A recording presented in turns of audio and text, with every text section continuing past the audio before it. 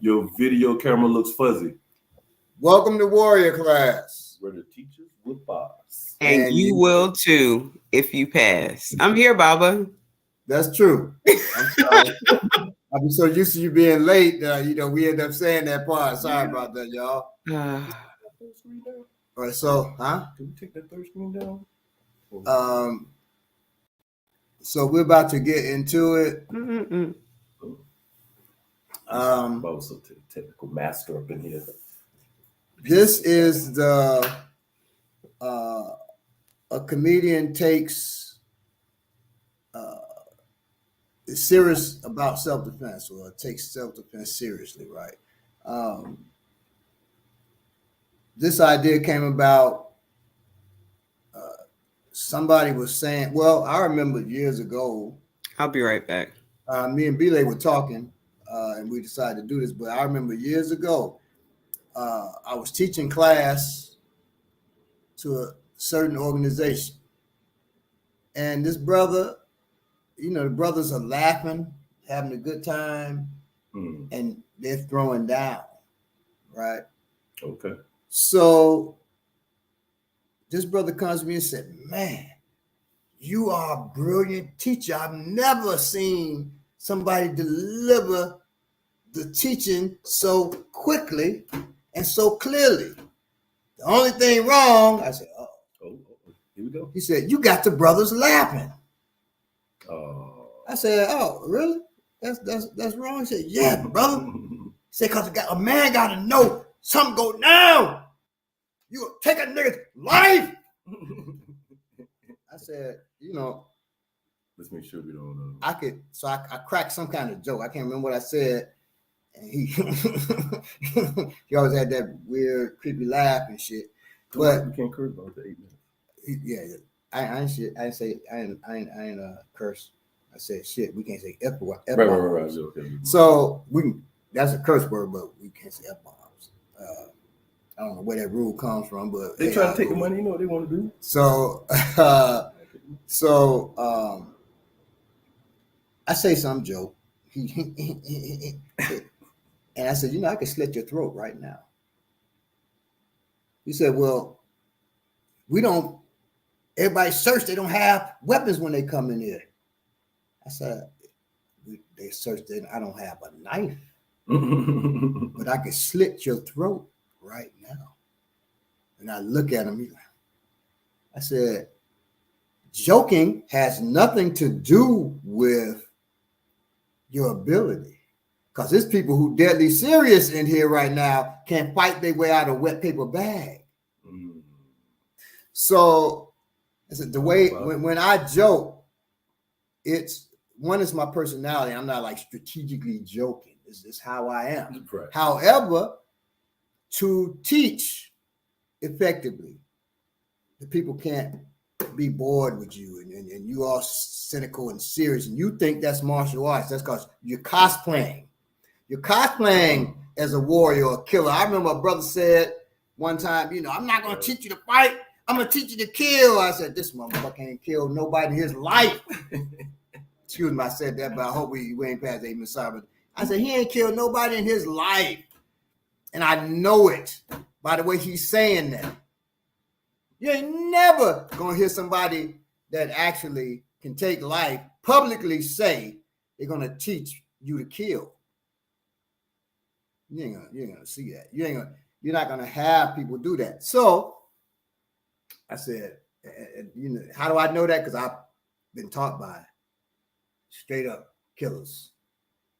I've been taught by murderers too. I've been taught by the state, by the government. Right. The biggest murder. But I've also been taught by my father, and I can say he's a killer because he's transitioned now. Nothing you can do to him. You can't put him in cuffs, right? And he was never just stoic or serious like that. Now, people were scared as hell of him. It's funny. My wife wasn't scared when she first met him. She said, "Well, I see where you get it from." Because the whole time he's talking, it's like he's just staring through me. Hmm. I said, yeah, that's just, he can't, he's been doing that so long, he can't escape that. He can't escape that. Whereas when he was younger, you wouldn't really notice that. I noticed it in pictures I see of him. I was like, damn, man. And we'll put up some pictures of him, not now, but I'll put up some pictures of him next episode. Yeah. And I could see things, right? But like with me, most people can't see what I am unless they've been around it. So when I got interviewed by Jared said, hey, you know, one thing I can always see with brothers in special ops. So you've seen SEALs in the Navy, right?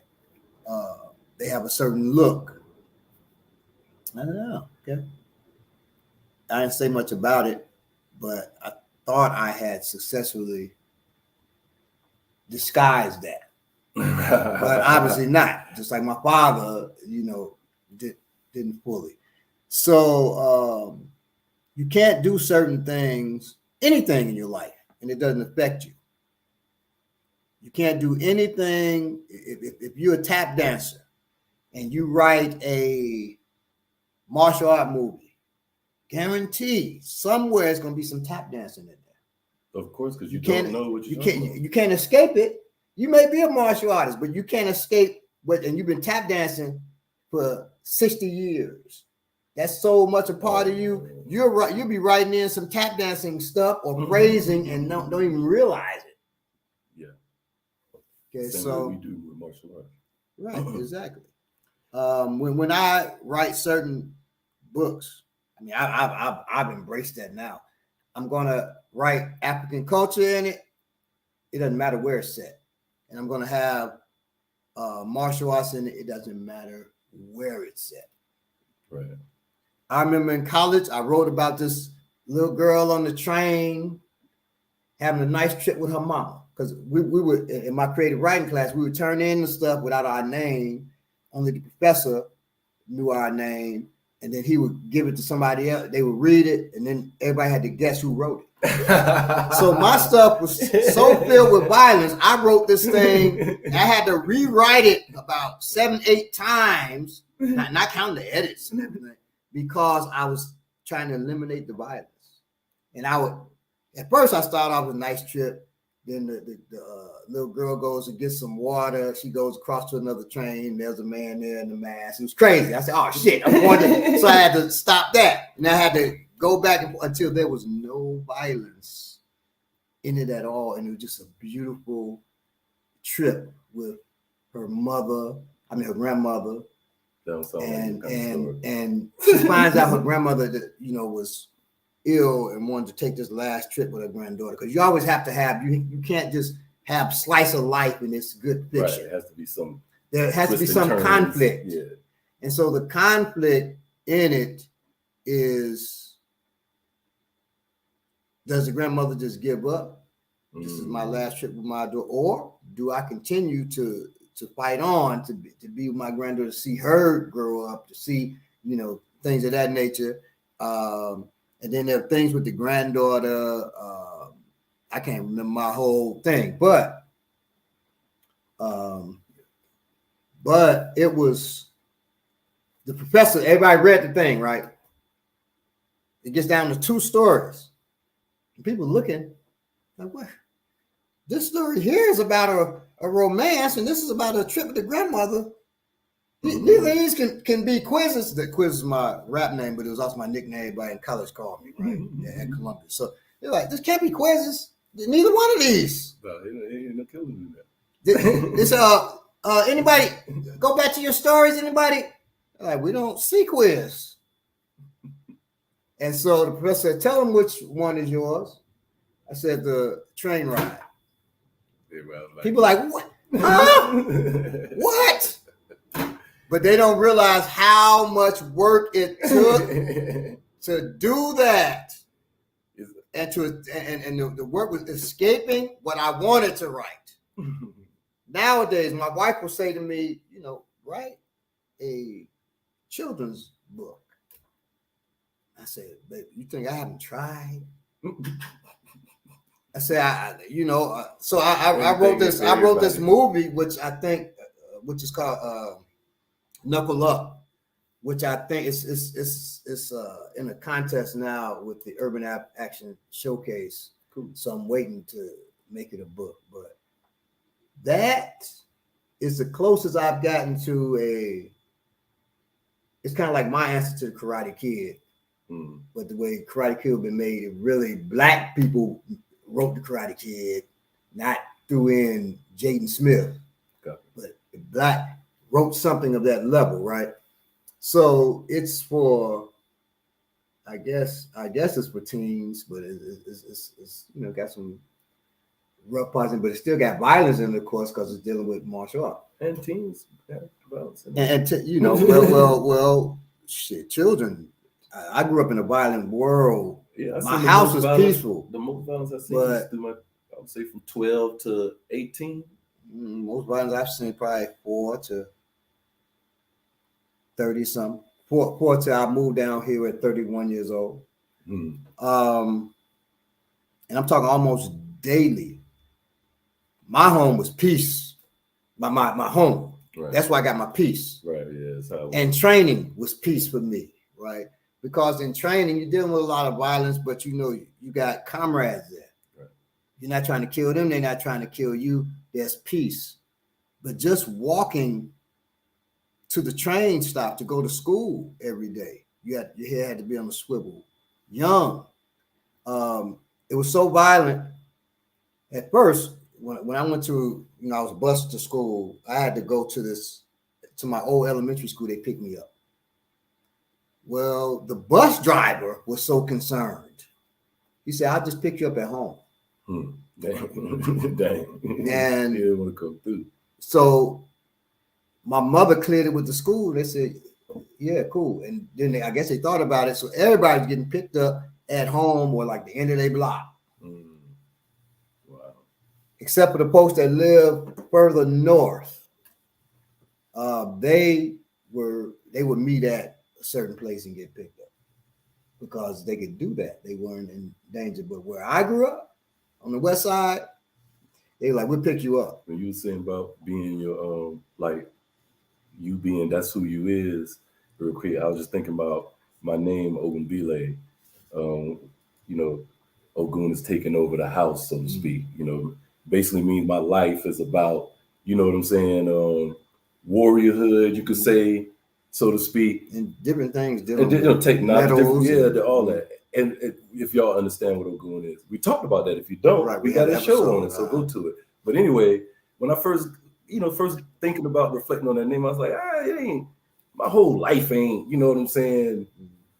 But then I look around, if you ever seen my house, you know what I'm saying? Like, it reflects, that's what inside and outside. Inside and outside. I look in my closet and I was like, man. Right here is metal all around. All around.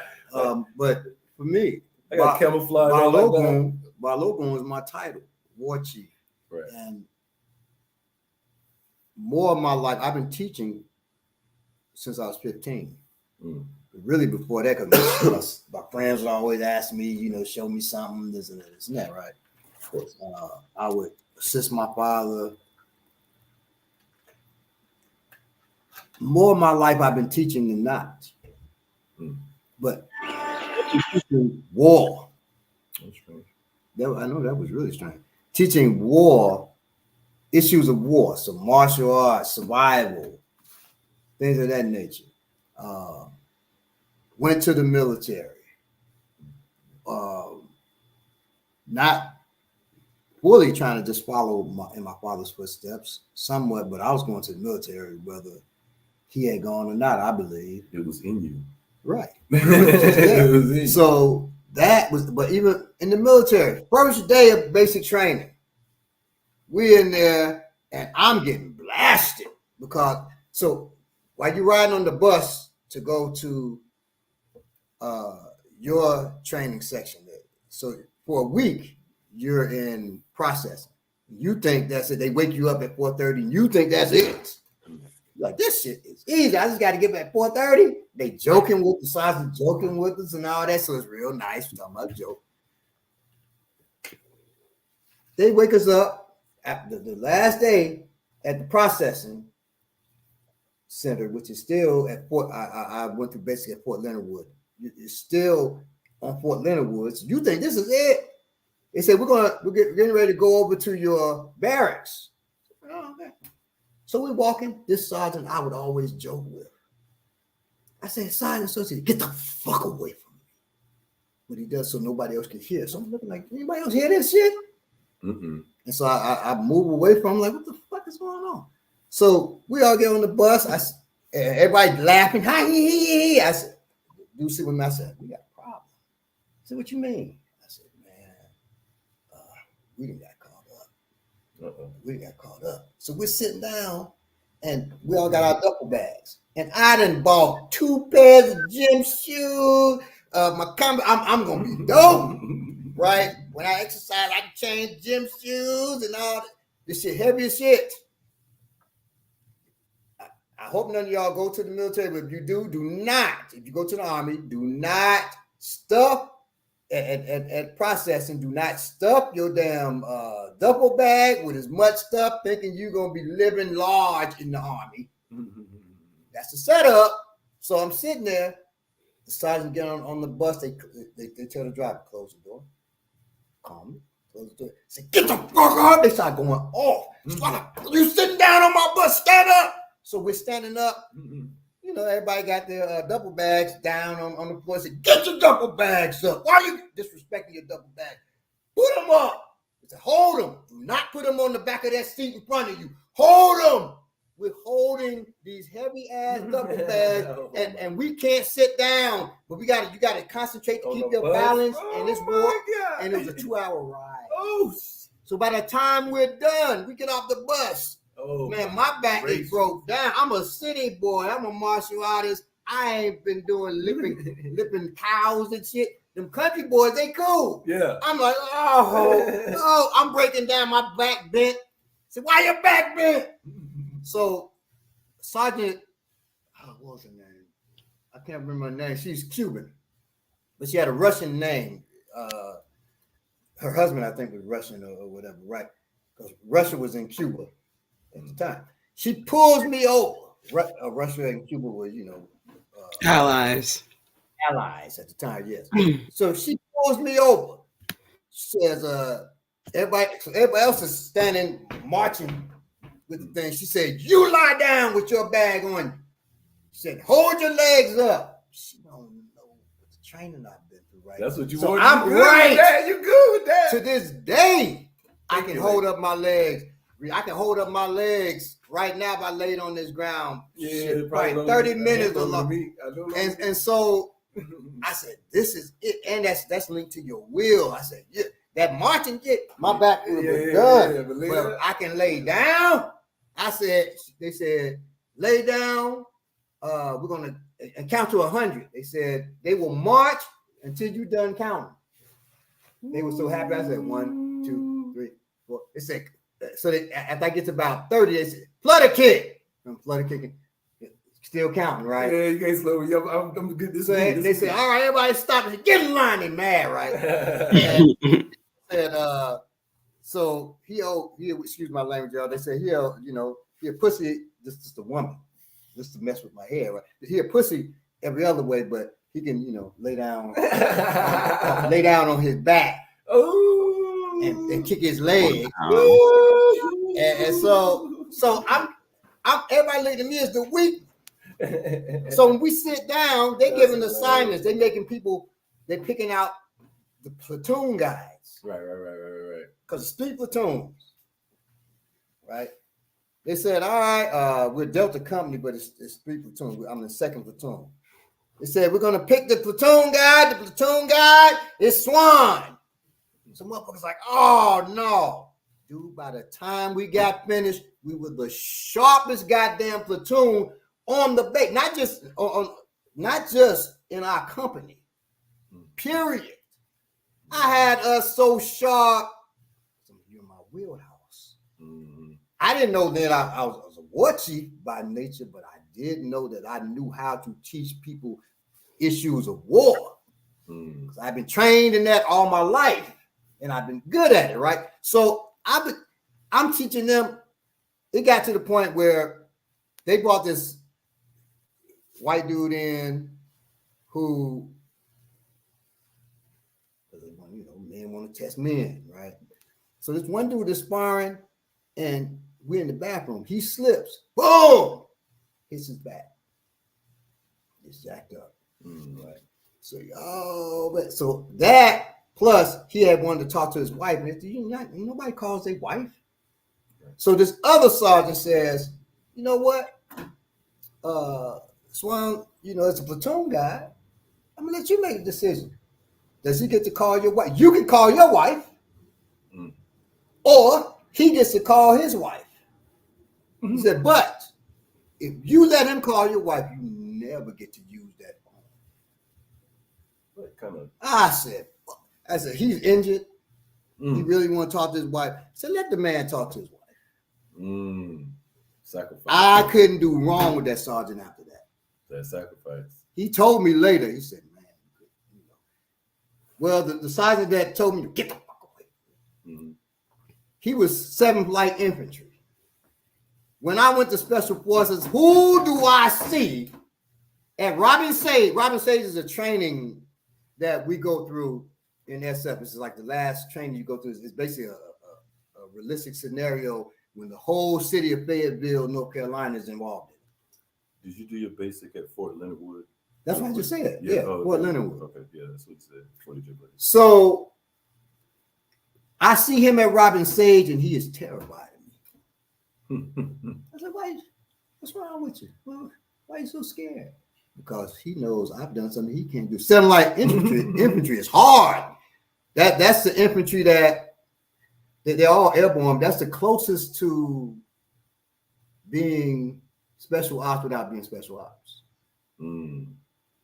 They're light infantry, so they move quick. You have other light, but 7th Light Infantry is airborne and quick. So you did that before you did special? I didn't do infantry at all. Okay. So that's what he did. That's what he did. Okay. He wasn't special forces. Right. Okay. But they work with it. So when we're going through Robin Sage, you have different MOSs. MOS is a military occupational specialty. You have different people who are military personnel that are with the civilians there in Fayetteville to mess with you. So they may play the opposing force. They do play the opposing force that you're dealing with. It could be 82nd Airborne. It could be depending on what's going on, right? So that's Robin Sage. Even to this day, I don't talk fully on Robin Sage. Now, out of respect to people who've been through it and who going through it now. But just know that that's a training, and I've used a lot of that training on y'all. Of course, in the camps that we had. Of course, yeah. Just so you know. But anyway, that's a good way to segue into his qualifications when he's on here giving. Hold on, 40 J Blaze said he was in Delta Company too. So 40 J Blaze, just let me know, were you 98 series MOS? I'm trying to talk with everybody. Don't know what I'm talking about. Were you 90? Were you 98 series? Sugar Boo. Or Dirty something else? I missed what I was. Because Delta Company was mainly 90. TWLP. 98 series. No, so I manifesto Delta Company is the company. Well, I was in 2nd platoon. I don't know which platoon you were in, Boy J Blake. So Delta Company is not Delta Force. Delta Company, you have different. You have Alpha, Beta, Charlie, Delta, Foxtrot companies. That's so A company, B, C, D, F, like that. Well, I don't know if they had Echo Company. I can't remember, but those are companies that are on this base, and within the company you have 3 platoons, and within the 3 platoons you have 4 squads. That's how it's divided. He said something else ended up at NTC. Okay, I got you. So now, Third platoon. Okay, cool. Delta Force is made up of former. They're still SF, but you're SF, what people call Green Berets. So former SF or SF, who's the best of the best, get bought into Delta Force, and they make up Delta Force. Delta Force's job is to murder insurgents and dissidents, meaning murder anybody that speaks against the United States government or other government that the United States has put in power. Delta Force job, if they find you turning against the government, but you got a lot of power, you got to be put to sleep. They send Delta Force for you. Special Forces job, main job, is to teach indigenous people to fight their own people. Okay.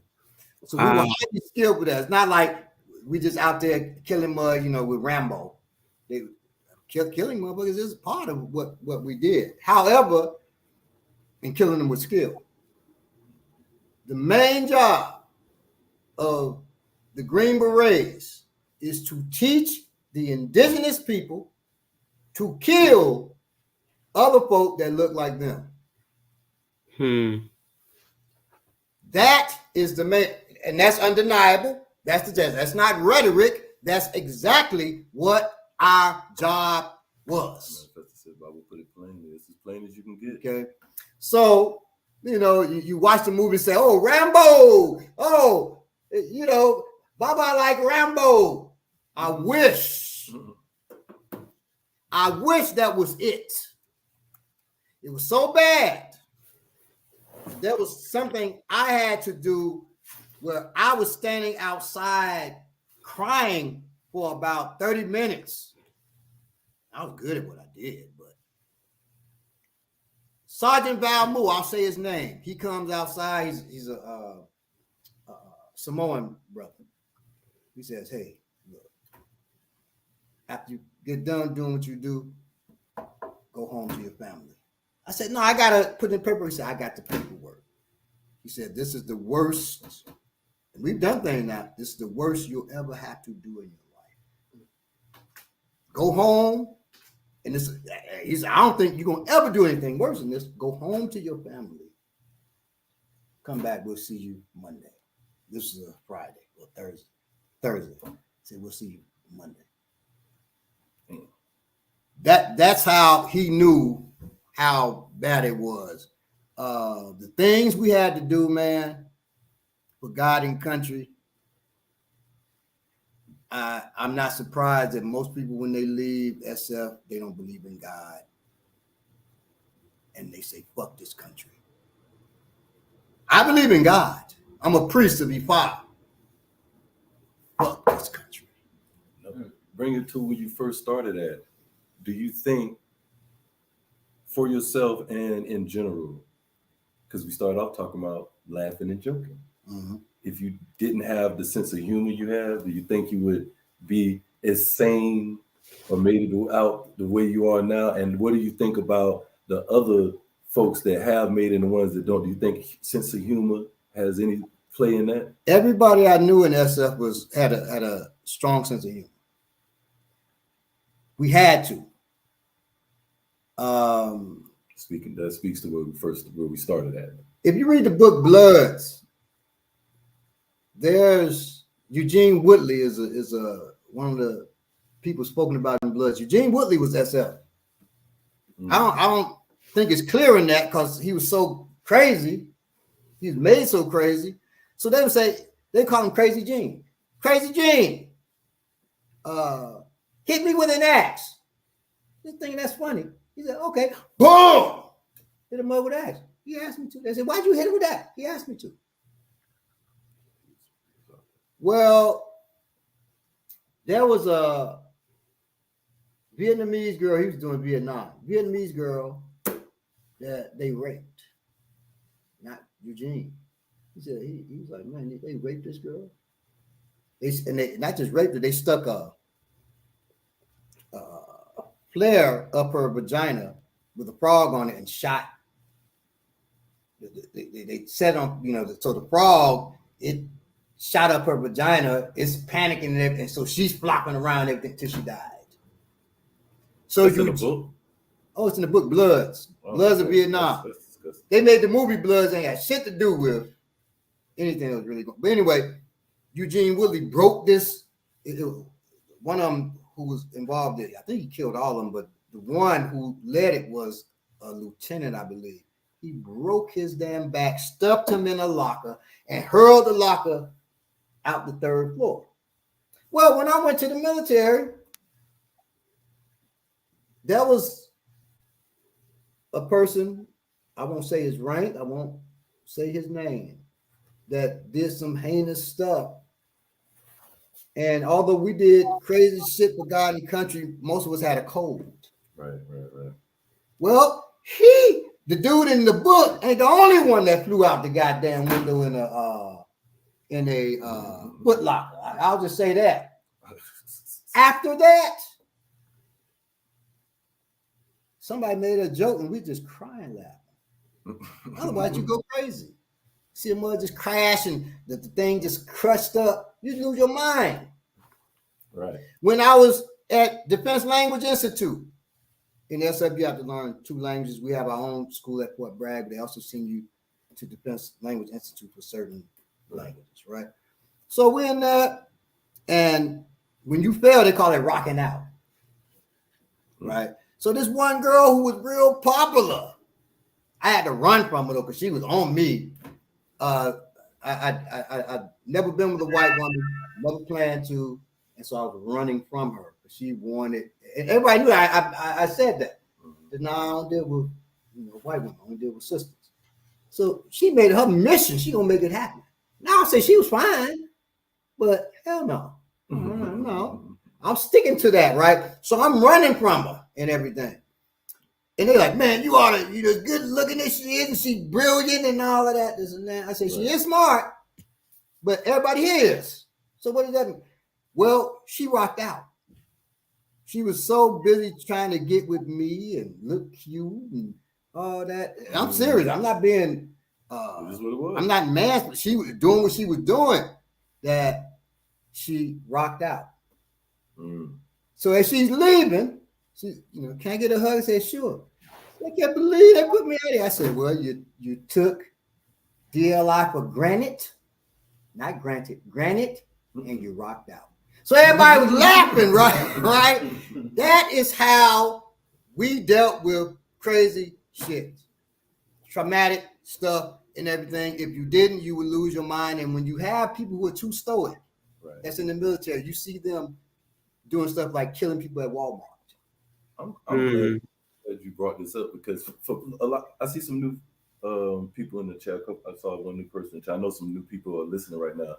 And it's good if it first know how qualified you are, that the things that we do, the techniques that we use are tried, tested, and proven, and not just from one person on the mat, but through time, through the test of time. They last through the test of time, through war. Right. So when you put out these, this is what I'm coming all the way back to, and this is not about anybody in the chat. I know we mess with y'all in the chat a lot, but it was just on Facebook. And it was a guy, and you may be in the chat, so I'm not gonna say his name because we cool, but he was just suggesting some things that you could do, and the stuff he had about armed defense was right on. You know what I'm saying? Good advice. But some of the things he said about unarmed self-defense or self-protection was kind of generic. The things that you would say that you see, but not necessarily. If you've been watching, things like headbutt with your forehead. If you watch the show, we talk about why you don't do that. Thin skin, split easily, blood in your face. We're using this part of the head, the hardest part. Things like that, pressure points. If you watch the show, we don't talk about doing fine motor things in a combative situation. Pressure point. You're not gonna be able to, grab somebody like this, and we all this wild cake, you know what I'm saying, going on. So things like that, you gotta really be careful. I go through the show and I do look at the comments after the show when I'm watching it, rewatching, and sometimes I see stuff. That's why I'm always encouraging you to listen. Converse with each other. Please don't give advice unless it is tried, tested, and proven. When you say things like, or you've been asked to. Yeah, you can easily ask, like, instead of saying, no, if we ask them to give. Oh, right. If you ask for, yeah, right. But you can also ask a question instead of saying, right, grapplers don't need to be as strong as boxers. Instead of saying something like that, maybe just ask, do grapple, because you say something like that and somebody, okay, I don't want to be a grappler, so I don't need to be as strong as a boxer. That's absolutely crazy. That's crazy. Or to say that boxers are stronger than like stuff like this. Now, on that, it takes more strength to box than wrestle. That's absolutely false. You put a wrestler's strength. Now, grappling is broad. Right. If you're talking about Brazilian Jiu-Jitsu, no, you don't have to be strong. Right. That's why it's so appealing to women. You don't have to be strong. Mm-hmm. In fact, on the ground, unless you're dealing with somebody who's strong and trained on the ground. Right. Now, wrestlers can be put up against any athlete when you talk about strength and endurance. Any athlete. I'm not saying that because I'm a wrestler. No, it's just a fact. It's just a fact. Football players, everybody boxers come to wrestling one time and be like, this is crazy. In MMA, you take a person who's a boxer, you take a wrestler, you give the boxer wrestling skill, you give the wrestler boxing skill, 9 times out of 10, that wrestler is going to dominate. Right. Because they are so explosive, have so much endurance. All of their physical attributes are made for combat and then molded for combat. Right. And then it's but a boxer, yeah. No. Even though they're both sports, right. The wrestler can use more what he knows out there than the boxer can use out there. Right. And in MMA, you touching bodies. You grappling, you touching bodies of, like, even if you're a striker, you got to learn to touch bodies. Wrestlers, if you wrestle, like I said, 1 year, I didn't touch hands with 100 people. Chet Congo. 1 year, I didn't touch hands with 100 people if I wrestled. Chet Congo, it's a lot of experience. Who's a striker. I think he was a kickboxer when he came into MMA. I remember his first fight. And we're going to be bringing out this. He's put on his back and he's flailing around like a dying roach because he didn't know what to do. He didn't know what to do. He just down there. Anybody with any grappling skill could just whoop his ass. Sugar Shane Mosley tries his hand at MMA. Yeah. He gets taken down. He's flailing once again like a dying roach. Stop it, y'all. But you have wrestlers who go to boxing. Now, they may get their ass whooped by like Jake Paul or somebody, right? But they're not flailing around like dying roaches. Right. And you're right. You don't like my music. Grappling isn't wrestling. And wrestling depends on what wrestling you do. Wrestlers don't use submission hold. Freestyle wrestling and Greco-Roman don't use submission hold. Right. Catch wrestling does use submission hold. So anyway, a show called Balagoon Teaches should be on Patreon. I just said this same thing. This can be specific to Balagoon or war insights in general. Therefore, Balagoon can get into more depth he may not be able to on YouTube. That's a good idea. That's a good idea. When we do the Patreon, maybe we'll do that. Maybe we'll do that. Yeah. So just so you know, when you get out the military after you've been in any special ops, you got 20 years where you can't talk. 20 years or teach what you learned. 20 years to the day I started teaching what I learned.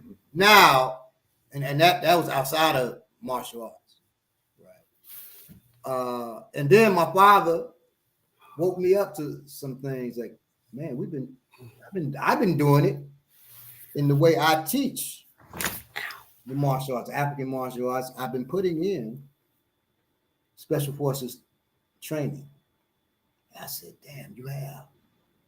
I'm gonna take it further. And so then the test outside became a reality. And anybody who's tested with me outside knows that they're tested outside because that's the closest I can get you to feeling what it feels like to be in combat, is to be in those elements, whether it's blazing hot, whether it's snow up to your damn chest, whether it's raining, and I've got students been in all these, right? Or whether it's just a pretty day. With eggs being thrown at you. Well, we ain't got to go into that. Oh, sorry. We ain't got to go into exactly what we do, but you mentioned the eggs. The eggs is the closest I can get you to being shot, other than using paintballs. And if I use a paintball gun, we did that too. We've done that too in a private area. But if we're out in a park somewhere, I'll be damned. You know, the police gonna pull up. Somebody gonna call the police, and the police gonna pull up.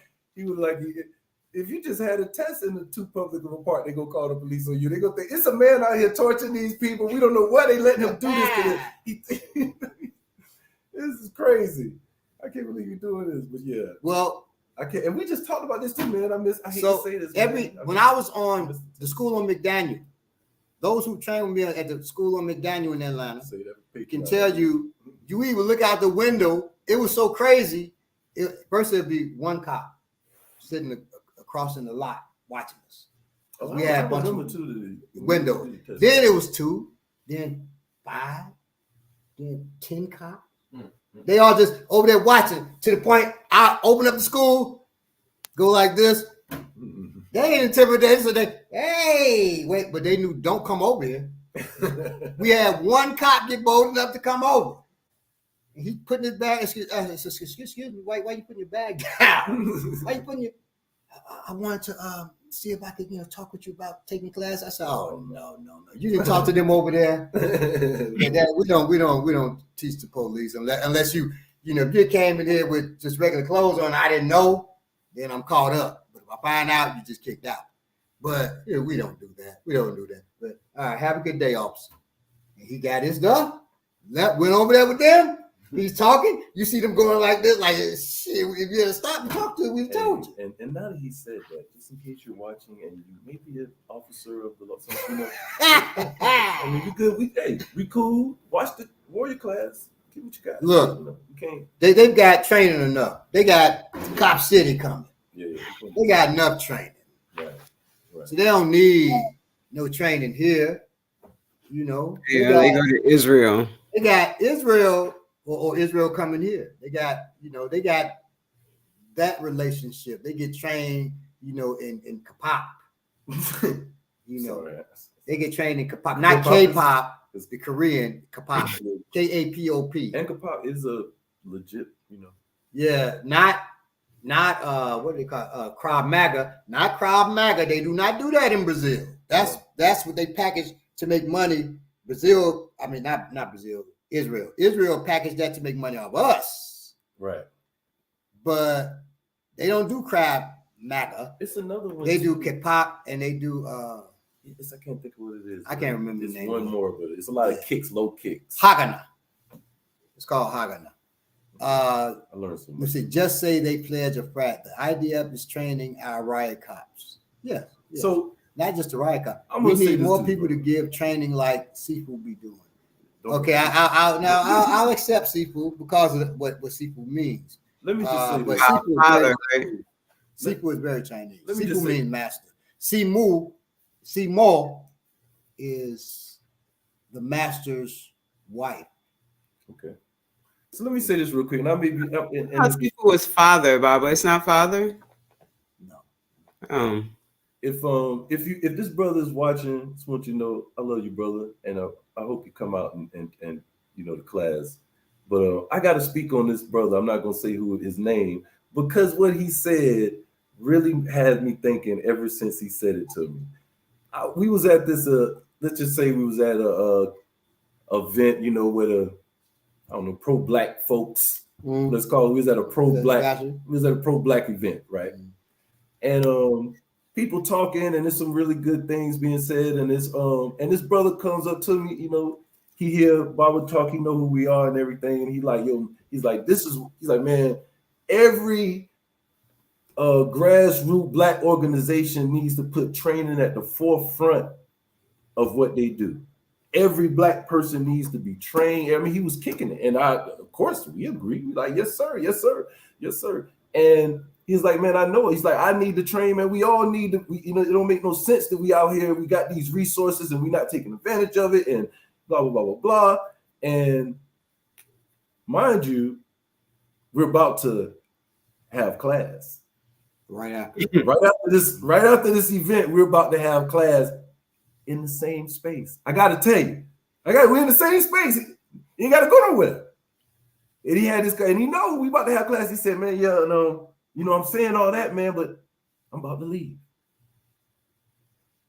And I do not understand. I understand. I understand how Baba break it down to me, and I just don't get it, man. How can it's like me saying, man, I got to stop eating these French fries. The doctor done told me if I don't stop eating these French fries, but I got to keep eating these French fries. Well, that's a little different. I guess when we wanted to be different. All our life, particularly men, we've been taught we have to be able to protect our family. You have to be. It's almost like it's a necessity to even having a family. Well, probably 90% or more black men told this, but 99% black men aren't trained. So, therein lies the conundrum. What do we do? Well, instead of training, I'm a boy trainer. Because by boy train, at least it shows I'm not trained. It doesn't show. Nobody knows I'm untrained. You're wrong. Everybody who's trained know you're untrained. Everybody who's trained is not a good person. There are people trained planning to rape your wife, rape your country, rape your house. That means take all your shit. Rape your children. Take from you what's precious to you. There are people trained who say, I know I can do it because they can do shit to stop me. And when shit falls, people who are untrained panic, shake, shiver, do crazy shit. But other people doing the same crazy shit because most people are untrained, so they don't seem like they're doing crazy shit.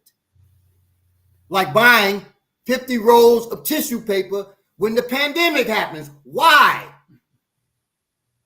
Wiping your ass is important, but it ain't more important than water. Because if you don't have water, ain't gonna be an ass to wipe. You'll be rotting in the goddamn ground. So you're not thinking clearly because you're untrained. But you don't even know. Or you think training is just higher. That's the word. Right? We recently dealt with that. You think training is higher.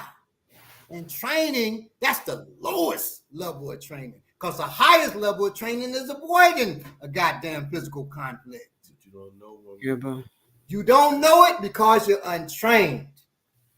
You walk in the shit. I used to say you don't know it because you're untrained because you don't know. You people know they still aren't trained. It's because of the goddamn ego. I'm supposed to be the protector of my family. I'm a man, but I get smacked around by a motherfucker out there on the street easy. I can't accept that. So I won't go to training because they know But I get this pistol. that I get slapped down. But I buy this pistol, which I'm untrained with. Mm. All I gotta do is fire the trigger. I just pull And the there trigger. are, once again, there are people who are trained out there. When I talk about people who go to Walmart and they're killing people. Or let's go to Maine. He killed 20-some people, injured 70-some people, And I think still at large. I think something else just happened too. I would be willing to wager he's trained. Yeah. Even they're not able to catch him, right? He's trained. Well, Mud's coming like that shooting. What you gonna do? We dealt with that also about a shooting thing. People say, you can't do nothing. You're a damn lie. You're a damn lie. Just what you're being taught how to deal with an active shooter is bullshit because you're being taught by the untrained. You're being taught, but you don't know to demand to be taught by the trained because you are untrained. Right. It means getting hit. That makes sense. Real training means getting hit. I'm sorry. No. Damn. He just trained the shit. I just trained the shit out of him. That's some Ooh, great I got some training. training last week. That's not real training. You don't have to get hit. Can you come over here, OD, real quick? You want to hit me? Yeah, I'm gonna hit you. Come on over. Come on over. I'm not gonna hit you in the face. I'm not gonna slap you like I did there. Welcome to the show. And this is our guest, OD. This is a great segue. Hey, how you doing? Now, what training? What training was that? Do you feel trained right now? Hell no. He ain't get no great training there. You don't like my music. What's up, people? But hey, it's you know, we are going to mess with you if you say the wrong thing because you're that important to us. We're going to just let that just Right. slip That's through. why we mess with you. And that begins with what he was talking about. You know he was attacking me, that whole statement he was making about no one to be trained. Now, see, that's the ego. See, that's the ego feeling And that I way. most See? definitely have these, and I most definitely bought guns instead. I'm over here all the time. I see the equipment. He invite me to class all the time. I just take the 3 class lessons I have learned and keep those in rotation. I'm teaching my kids. Honestly, so that's the gift and the curse of African martial arts. I say this all the time. You take the right class, and you be like, yo, this is all I need. I just take this. I felt like that. Well, it's people that you know, include my wife. I love my wife. Who my wife trained with me for shit, I don't know, 15 years. And now and people say, 15 years? Well, that's a lot. But she feels she ain't got to train no more now. She feels she ain't got to train no more. And so all the sisters say, well, one day EI coming back. And I'd be like, EI not coming back. I know my baby, right? She ain't coming back. And we just had an actual baby who's 8 months old. Yeah, maybe not. Oh, she ain't coming back. Because she can milk that one for years now. I got to take care of the baby. I got to so-and-so. And we got a 14-year-old, right? I got to take her to so-and-so during that time. Shit, our 20-year-old, he in college in Virginia. But she'll be like, you need to talk to him. So she'll never come back. But this is a good. But now she is training up to protect herself. So y'all say, well, that's damn, 15 years, she did train a long time.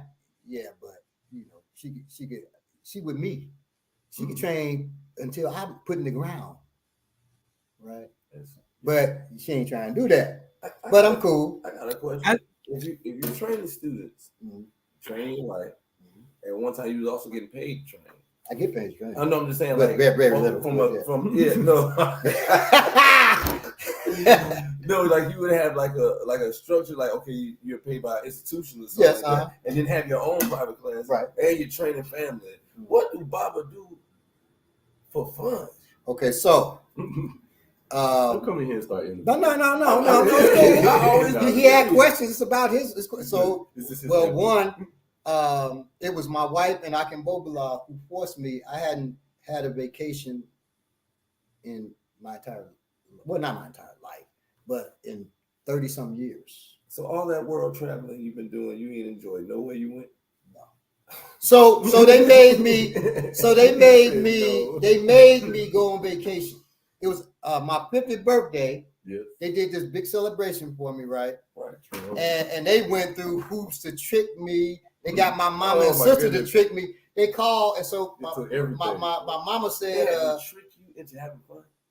yeah, because I was What like, kind of don't have no. psycho are you? Well, I said, I know y'all having a party for me, and I can tell you when. So I'm telling them, and they're like, oh shit. So my mother and Lisa, that's my sister in the middle, they let something slip, and my mother said, Lisa, I think my mother said, Lisa, damn, you just let it slip out your mouth. You know, I said, oh, it's all right. I didn't hear nothing. I got them. Well, they had put them up to do that. Right. So they tricked me. So I walked in. Well, my wife said, we're going to go to this one area. Well, I think we're going to this one place. And she pulls me to another place. I said, what the hell is this? And I'm seeing students outside drumming. I said, okay, you got it. Right. So that was cool. Did you get teary? Was it no, I didn't get teary. No, I didn't get teary. Usually I get teary like at fighting movies or something like that. Did you understand the plight of the fight? And what they right, exactly. So I didn't get teary, but I was very happy. Yeah. Right. So I came in, I'm dancing with folks, and it was cool. And then after though, my wife and I pulled me to the side and said, well, tomorrow y'all leaving for vacation. I said, no, I'm chilling at home. This is a line of rest. Well, and they like, no, you going, you're chilling. Well, we went to Tennessee. She had asked me, list some places where I like to go. I said, well, Chattanooga, Tennessee. I like the mountains. My wife hates the mountains, but I like mountains. So it was that. It was Denver, Colorado. It was mountainous places, right? So she said, okay, all right, that's interesting. I'm like, she don't like mountains, so she ain't gonna take me. But she took me. They both talked to me, and I'm trying to, I don't need to. Baba, you need to go on vacation. It was like, my wife's a babe. You going? You feel like you got a life that you ain't got to take a vacation from. No, that's bullshit. After taking vacation, I realized I got a life. I need to take vacation. This man is wound up. And so they took me on vacation, and man, you did enjoy it. Yeah, absolutely. Did you have to? Because it seems you so far from enjoyment. You had to actually learn to relaxation. Bobby not enjoyment, relaxation probably. Right, Because he's true, no worry. No, because that's never going. That's not going to happen. And that's what I'm saying. No, that's not going to happen. That's not who he is. But I pray that's not going to happen to none of us. If you go somewhere and you're not worried about nothing, right? That's what you got. Let me ask you this question, and this is why I asked those other questions about being an African, a warrior of any kind. The level of seriousness in your way of being, how necessary is that? Because I'm a jocular person, you know what I'm saying? Okay. But I'm noticing that those elite warrior types are never that. No, that's how essential is that? No, that's not true. So we were just talking about that. Mm-hmm. Well, and people on here know we're always joking.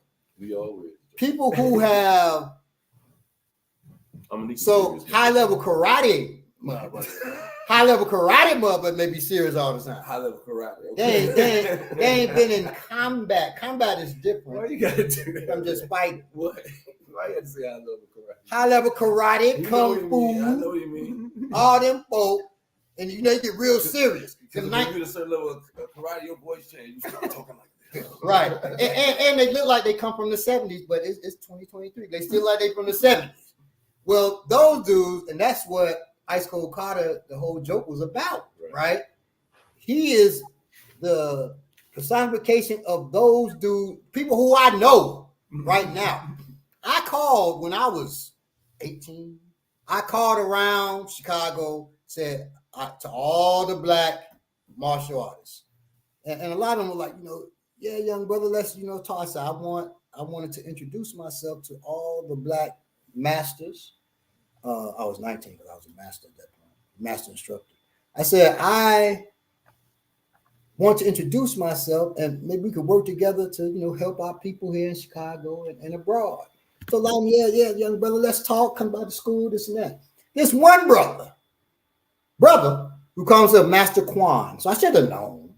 Why? He says, let me educate you. That's how he talked. You want to sing? I said, he said, there's no such thing as a black man. Okay. I said, what you mean, African? No. There's only people of color and white people.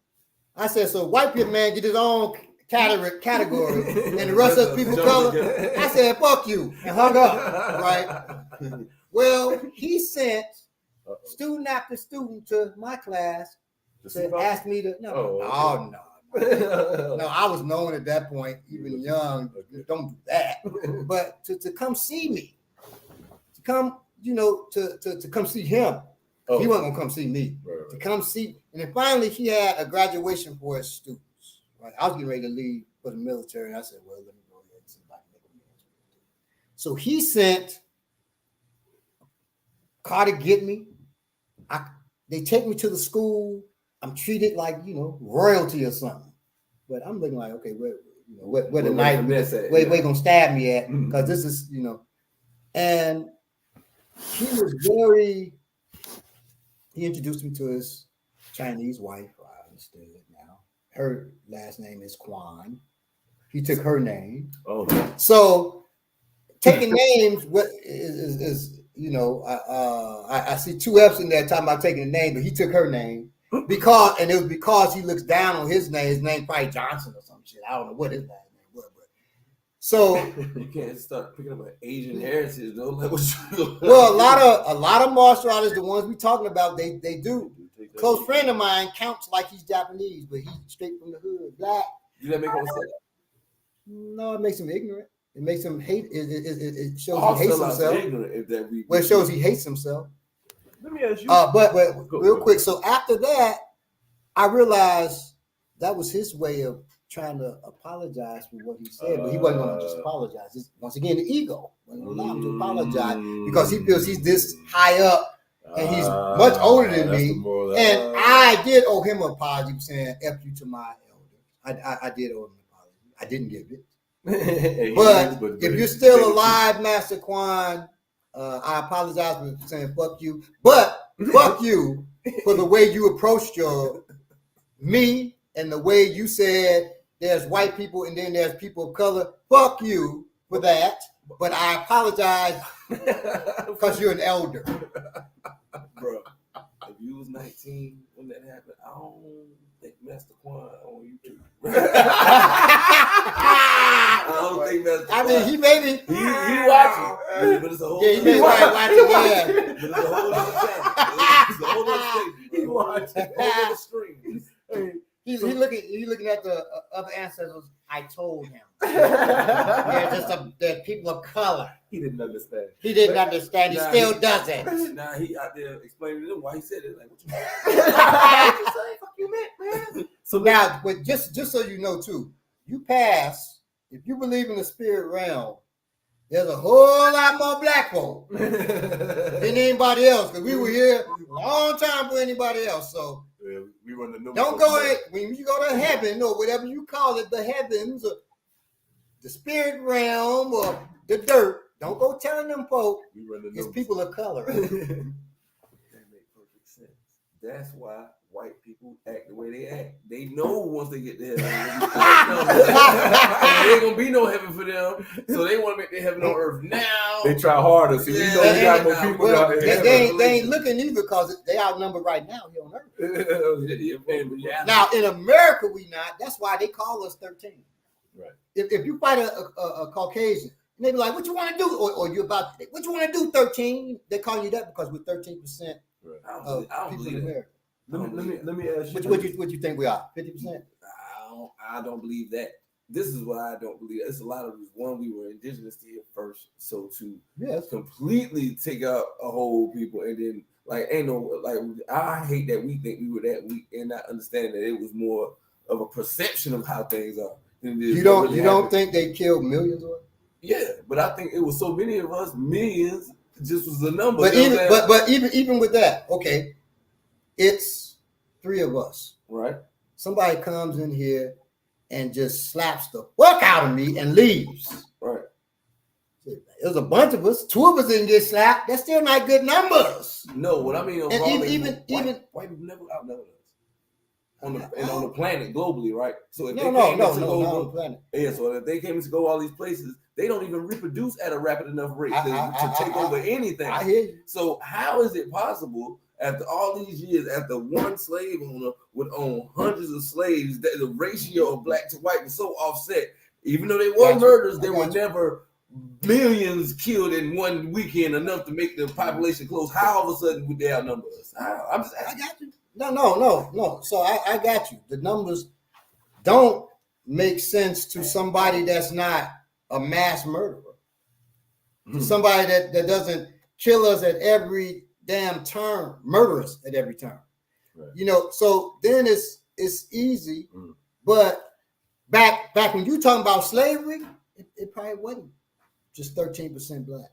Yeah, I'm sure. But we've been so murdered off, including murdering ourselves because of them. I think I can see it. Same way. Think of how many massacres they were. I think about the Wilmington massacre, and it was hundreds of massacres directly after slavery. Massacres. But once it's like 300, right? That's a massacre. And massacre is like 20 or more. Yeah, so it's about 300 people in a city. Okay, how many black kids are born? Well, we go to Tulsa and say massacres, but there's massacres right now. Yeah. So when I was in Chicago, a couple of things.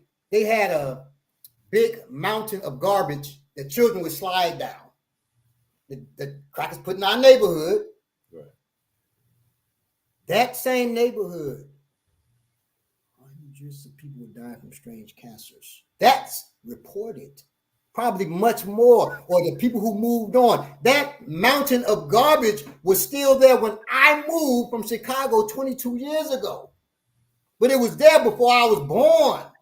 So how many people have died? You talking massacres? That's just one. That's just that one landfill. Right. There's more. That's the one landfill. But me and my wife were talking. She said, well, damn, people are going to run out. You're going to run out of people in Chicago. Because every weekend, 60 people were getting murdered in gang violence. That's a whole. Yes, 60 people. That's average. That means sometimes more, sometimes less. But it averaged 60 people every weekend. This went on for years. I thought Chicago set a record for most weekend violence. Chicago set yes, but it was like 30. No, 60 is a lot. 60. It was not 30. So this was back. When I was 10. I was walking through the and I've talked about this through the not the gangway, vacant lot, going to the corner store, and this wasn't like an dude blows off, this dude I know, Leonard, blows off the leg of this other dude with a shotgun. He said, Adam, my government name, go ahead, Adam. Because I'm like, you heard the brakes on that? Yeah. He said, Adam, going around, go, man, go. So I'm scooting around and shit. How old was you? 10. That was normal. Another time I'm walking, just show you how crazy it is. So we're doing this. Imagine what crackers doing to us. I'm walking, because I'd never be like, we harm us more than crackers. That's bullshit. So I'm walking down the street. I got a Kit Kat in my mouth, like I'm smoking a cigarette. Be cool, right? I was probably 9 then. Dude about 16 walks by and bites it. First of all, his lip touching my goddamn lip, and he bites it. You gotta be cool. So he tries to walk off. I grab him by his belt. Whoa! Hit him with an uppercut to his nuts. His boy like, man, you hurt my boy. Dude dropped. I said, he took my Kit Kat. Right? And kissed me in the mouth. Right. And dude and walks off, leaves his boy on the ground. Then I stomped the dude, not his, but I stomped on his Achilles tendon. Because he played basketball, so I want to ruin his basketball. You think like this at 9? At 9. That lets you know the world we grew up in. Regardless of the fact, I think that really adds to my point, because it means because you got motherfuckers like that. No, because if they tricked us into killing ourselves and they're killing us through all kinds of devices, it shows the necessity they feel to do so, because the numbers are. I don't think the numbers. I think because the mindset you got motherfuckers like this. If that's the case, he's saying all this happening in Chicago has the black population in Chicago dwindled? Like, is Chicago any less black? No, it's still a lot of black people in Chicago. It's a lot, but not the same. So Chicago used to be 58% black. It's not that no more. Okay, it was 53. No, it's like 40 over 50. No, it's 40 I don't know. Even if it's a 10% reduction in the population over however many years Chicago been black, it took all that to reduce us 10%. Is what you're saying? It's a lot of. Do you know how much death it takes for 10%? We all working So with let's numbers. just say a lot of Negroes are dying. What we talking about? And keep dying. It don't matter what percentage we is. We fucked up. We have been fucked up. We got to stop being. Do we think it's more black people than white people? And I'm using the numbers. Well, It's more black people, white people. I don't know about America. I don't know statistics. Yeah, I would say it's more. I'm just saying. You go where I live at. Well, you would have different numbers. If you go out, we in Atlanta, in certain parts of South Carolina, it's easy to say that. You go out in the world, the Midwest, you're not seeing black people like that. You're not seeing. Hold up, see, and that's another thing. But we ain't got to argue this, bro. It doesn't matter. You're not well. So let me say, as far as Illinois, Chicago got a lot of black folk. Illinois got a lot of corn. Yeah, it's not a lot of people per square mile. Ain't got a lot of black people. And shit for black folk outside of Chicago in Illinois. And I ain't talking about Blue Island, my Blue Island folk, and Oak Park. No, I ain't talking about that for my black folk with money. I ain't talking about that. I'm talking about straight up in Chi-Town. Oh, man, you know, and let's say if we had 99% black people were in America, the power lies in that 1%. Right. And that the power disparity is great, so great. Yes. That's what has to change here. And somebody said abortion is also a factor. Yes. Abortion. Well, poison in the food. This is what I wanted to ask you. The food. I wanted to get back to sense of humor. Would you say in your field, you know a lot that's power, yes. You know a lot of comics, or do you know a lot of famous comics that everybody know, just regular comics. That's your real quick, let me ask that question too. Is it would you prefer to be called a comic or a comedian? Comedian. I thought so. A comic is like a comic book to me. Baba with these words. Baba be on these. He don't like that word. I mean, sometimes the words are interchangeable. If somebody said it, you know how they're using it. It's not really offensive. But mostly a comic is somebody who does bits and they don't care about originality of the bits. They're just doing whatever. You know what I'm saying? Like Kevin Hart. I can't call Kevin unoriginal. No. From all stuff he put, I can't say like that's been done or said before. Like he usually just tells stories about his life, so I can give him that. But a comic is somebody who, like, you sometimes you don't even know you're looking at a comic because they act like a comedian. They're just using bits you've never heard before, or they're doing things just for the laugh. So they might say something like, like even the crowd will be aware of it. They'll say something like, how you heard people like women be shopping. That's a comic. It's who Chris Rock was making fun of when he was like, people be so and so. Yeah. Anybody like, white people do this, but black people do this. Let me ask you this: What's the? Well, first we haven't even introduced. I'm sorry. Yeah. So first, let's introduce our guest, and the best way to do that is for you to tell us about yourself, and then we're gonna go into questions because we are already on here. With us, we'll be talking for like 2 hours, and then be like, "Oh shit, we got 10 minutes." All right. I am Odell, Carolina King of Comedy. I've been a stand-up comedian for about 15 years. I write, I direct, all kind of skits. Some of the things you may have not even known I had influence on that you love. I was the person that said, "Do it like this." The reason why that conversation went like that because I know them already, so it just got regular as hell right quick. But you are involved with our school, man, even indirectly. You know what I'm saying? I send a lot of people to the school because my heart and intentions are in class faithfully. Now, man, you said the Carolina King of Comedy. Which Carolina? Both of them. That's why I don't put one on. Carolina. Talk Carolina that. King of Comedy. Talk that. Yeah, but I say this to confuse people. I got funny in Newark, New Jersey when I was raised there. You know what I'm saying? It's very hard environment, and I moved right when crack came out, like around 84, 85, and I watched it turn city, like the black community changed instantly. It was really just like what's that 70s movie? Spike Lee. What's that? She got it. Nah, he is Crooklyn. It was very Crooklyn-ish until crack came and it changed everything. And now I'm at school, and there are people who have a lot because their families on one side of the drug war. There's people who are barely existing because their families are not opposing in.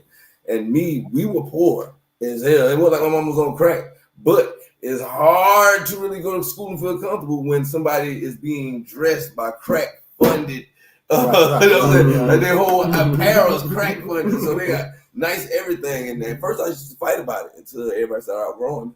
So once they started outgrowing me, I had to find another way to deal with the look at him, we got on the woo, and it turned into me being very, very, very good at roasting. It was called hiking in Jersey, and I did it to get out of fights because everybody's bigger than me, and I just couldn't just do that no more. You know what I'm saying? Even the girls outgrowing me.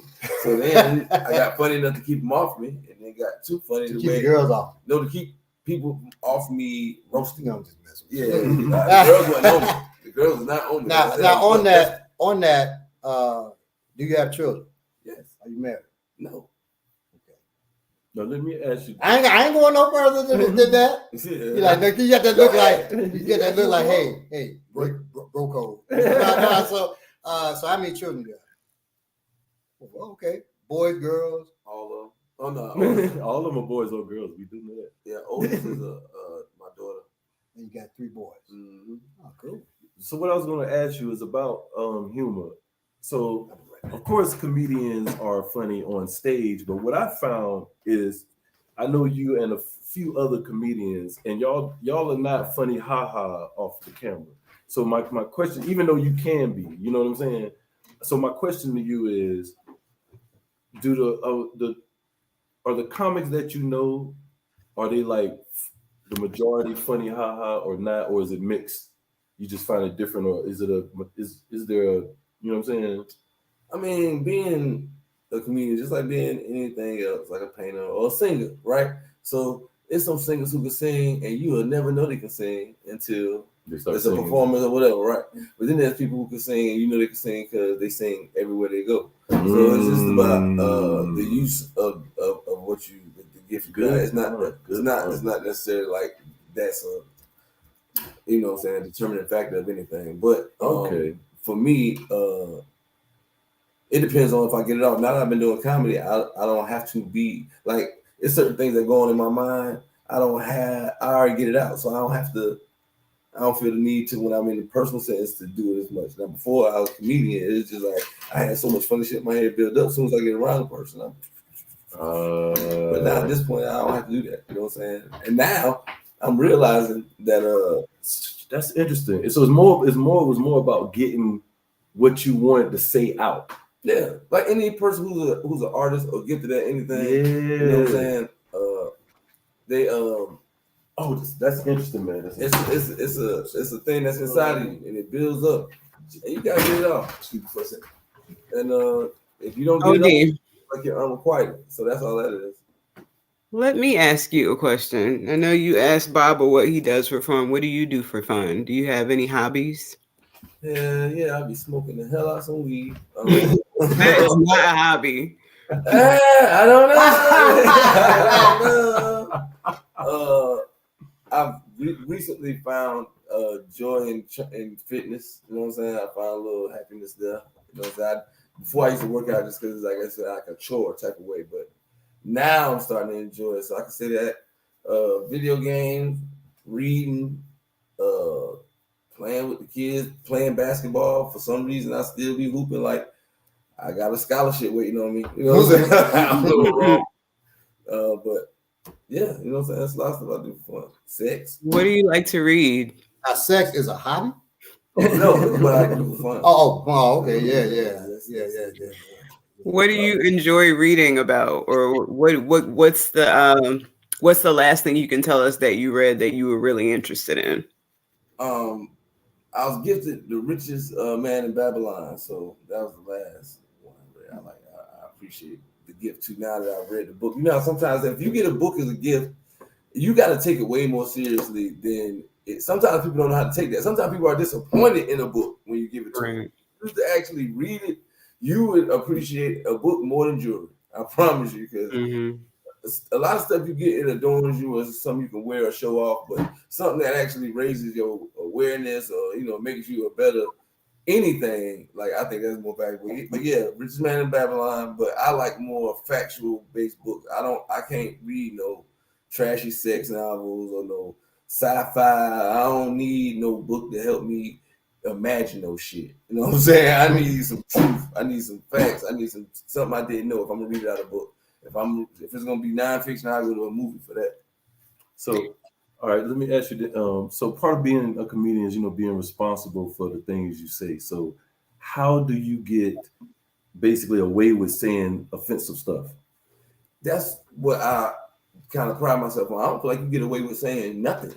I feel like if you're a person, I don't care what you put in front of a person. I'm a police person, I'm a comedian person, I'm a preacher person. You are liable for what you say. You put it out there in the world. You did.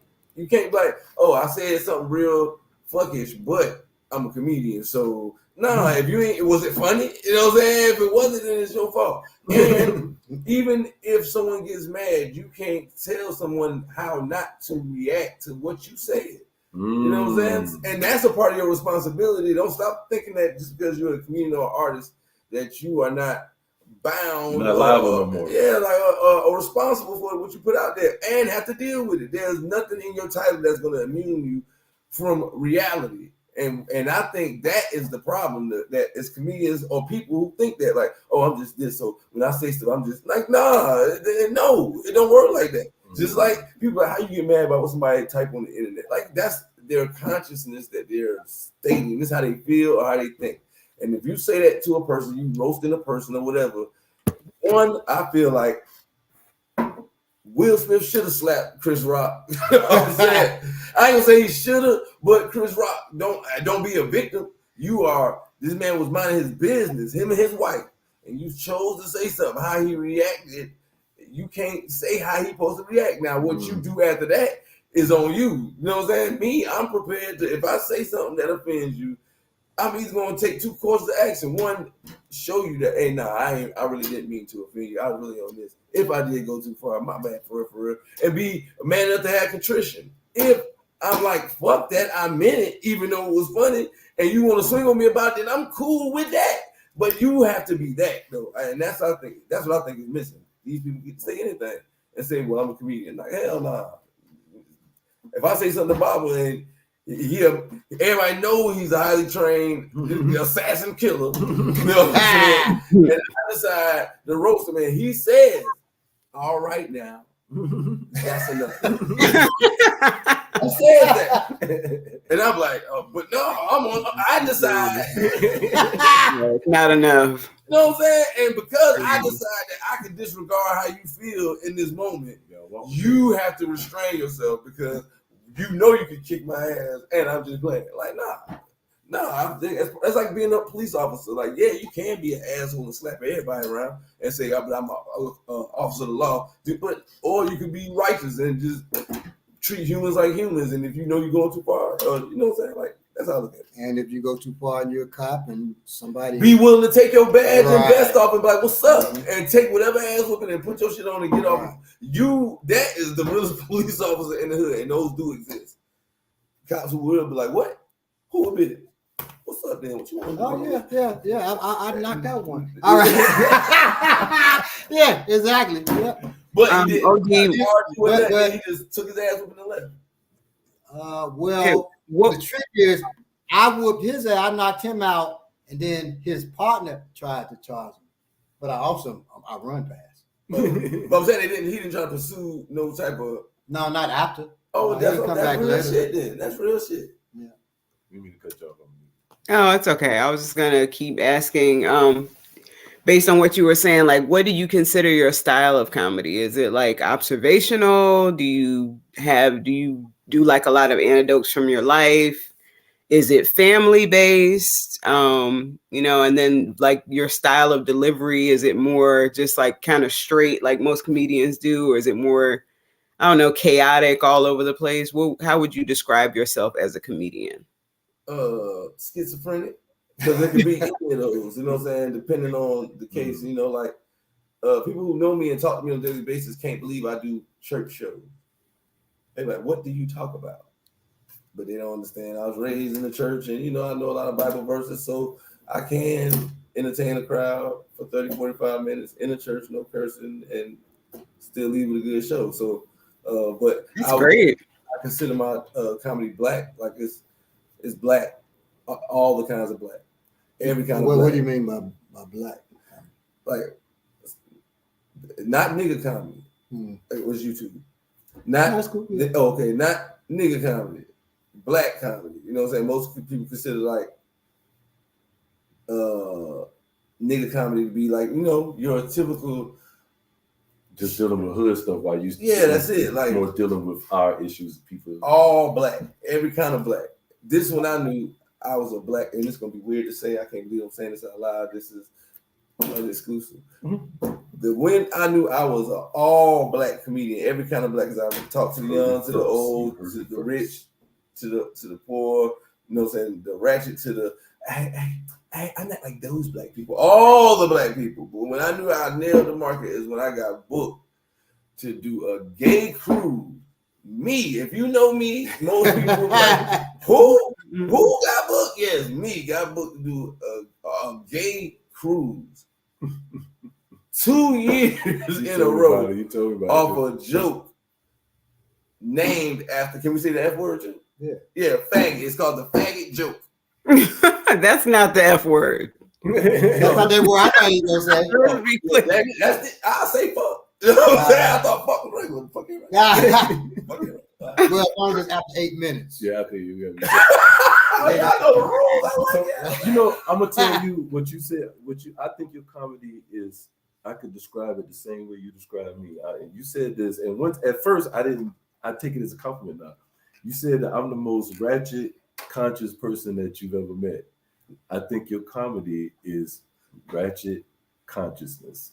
That's what I think your comedy is. It is. It depends on, but most time when he pull up, I'll be talking to ratchet people. So I would say this: your perception of my comedy is just like my perception of this martial art class. Oh, God! I've been to as many classes as you have been to shows. As a matter of fact, shots fired. Okay, I'll be done. Now, and Baba ain't pulled up yet. He done had the green ticket. I gave when I first found out, you come to whatever show you want to. Just let me know you coming. I got you and your lady, and I got your first round if you want to. And he ain't pulled up yet.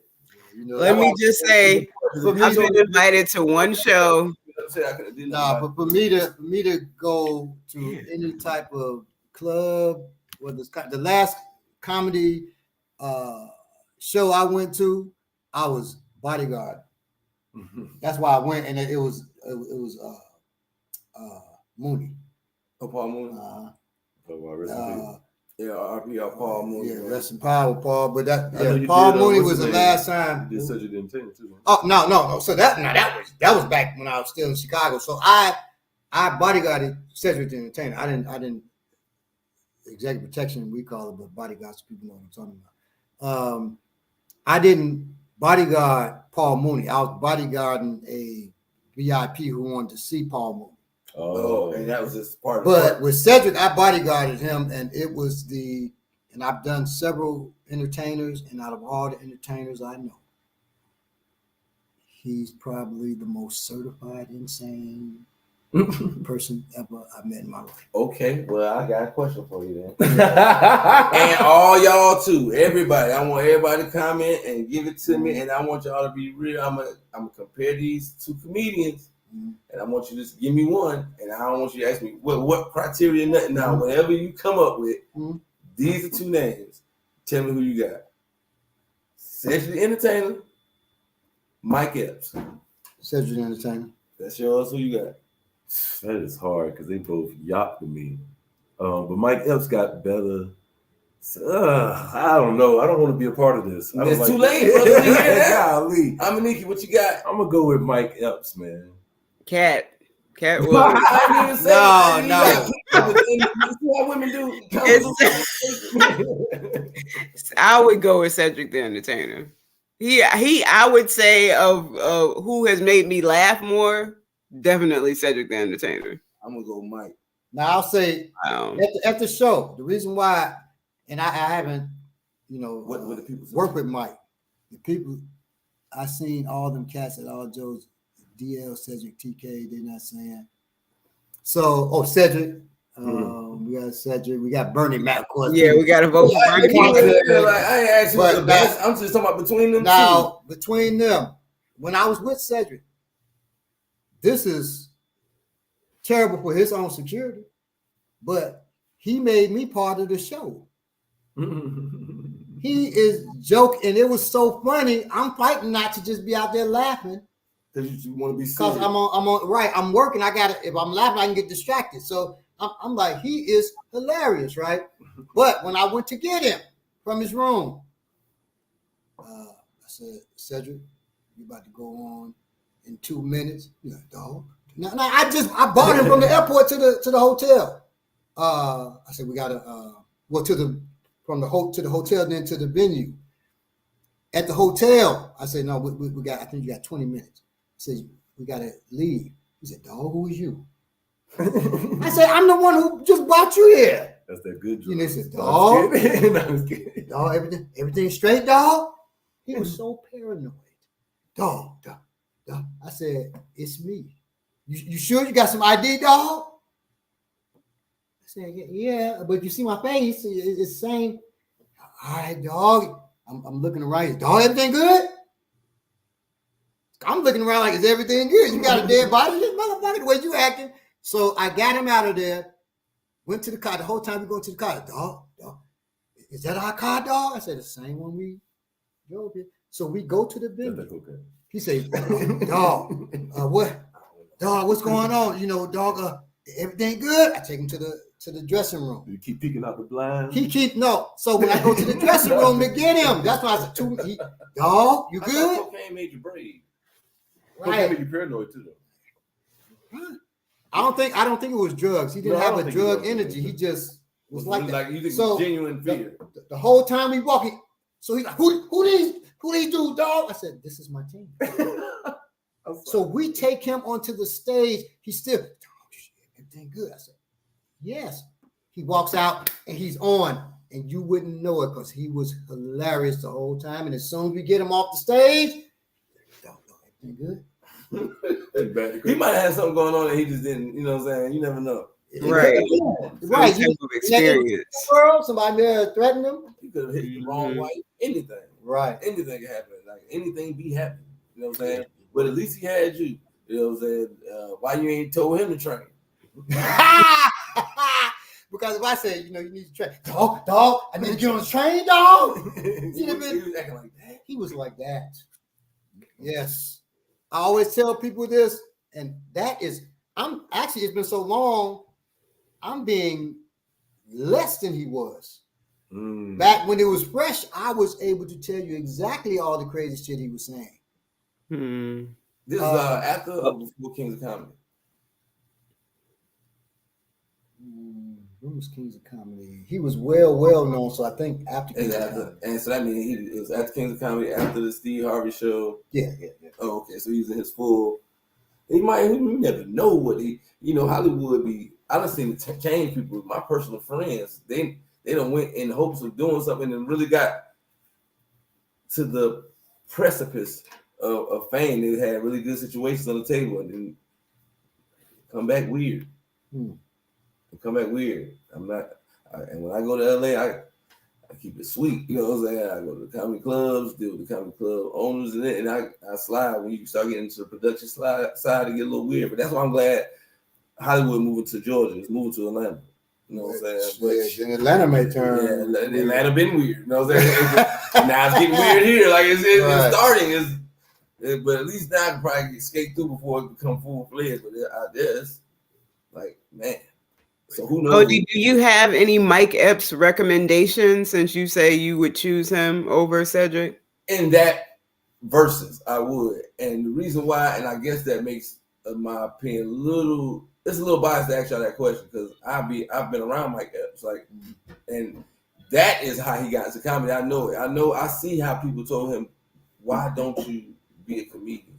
If you're around him personally, and that's what I was speaking to when you were saying about, and that's why I made that comparison, because Cedric, the entertainer, is that he's more of an entertainer than a comedian. He uses all his talents to entertain you, and it's funny.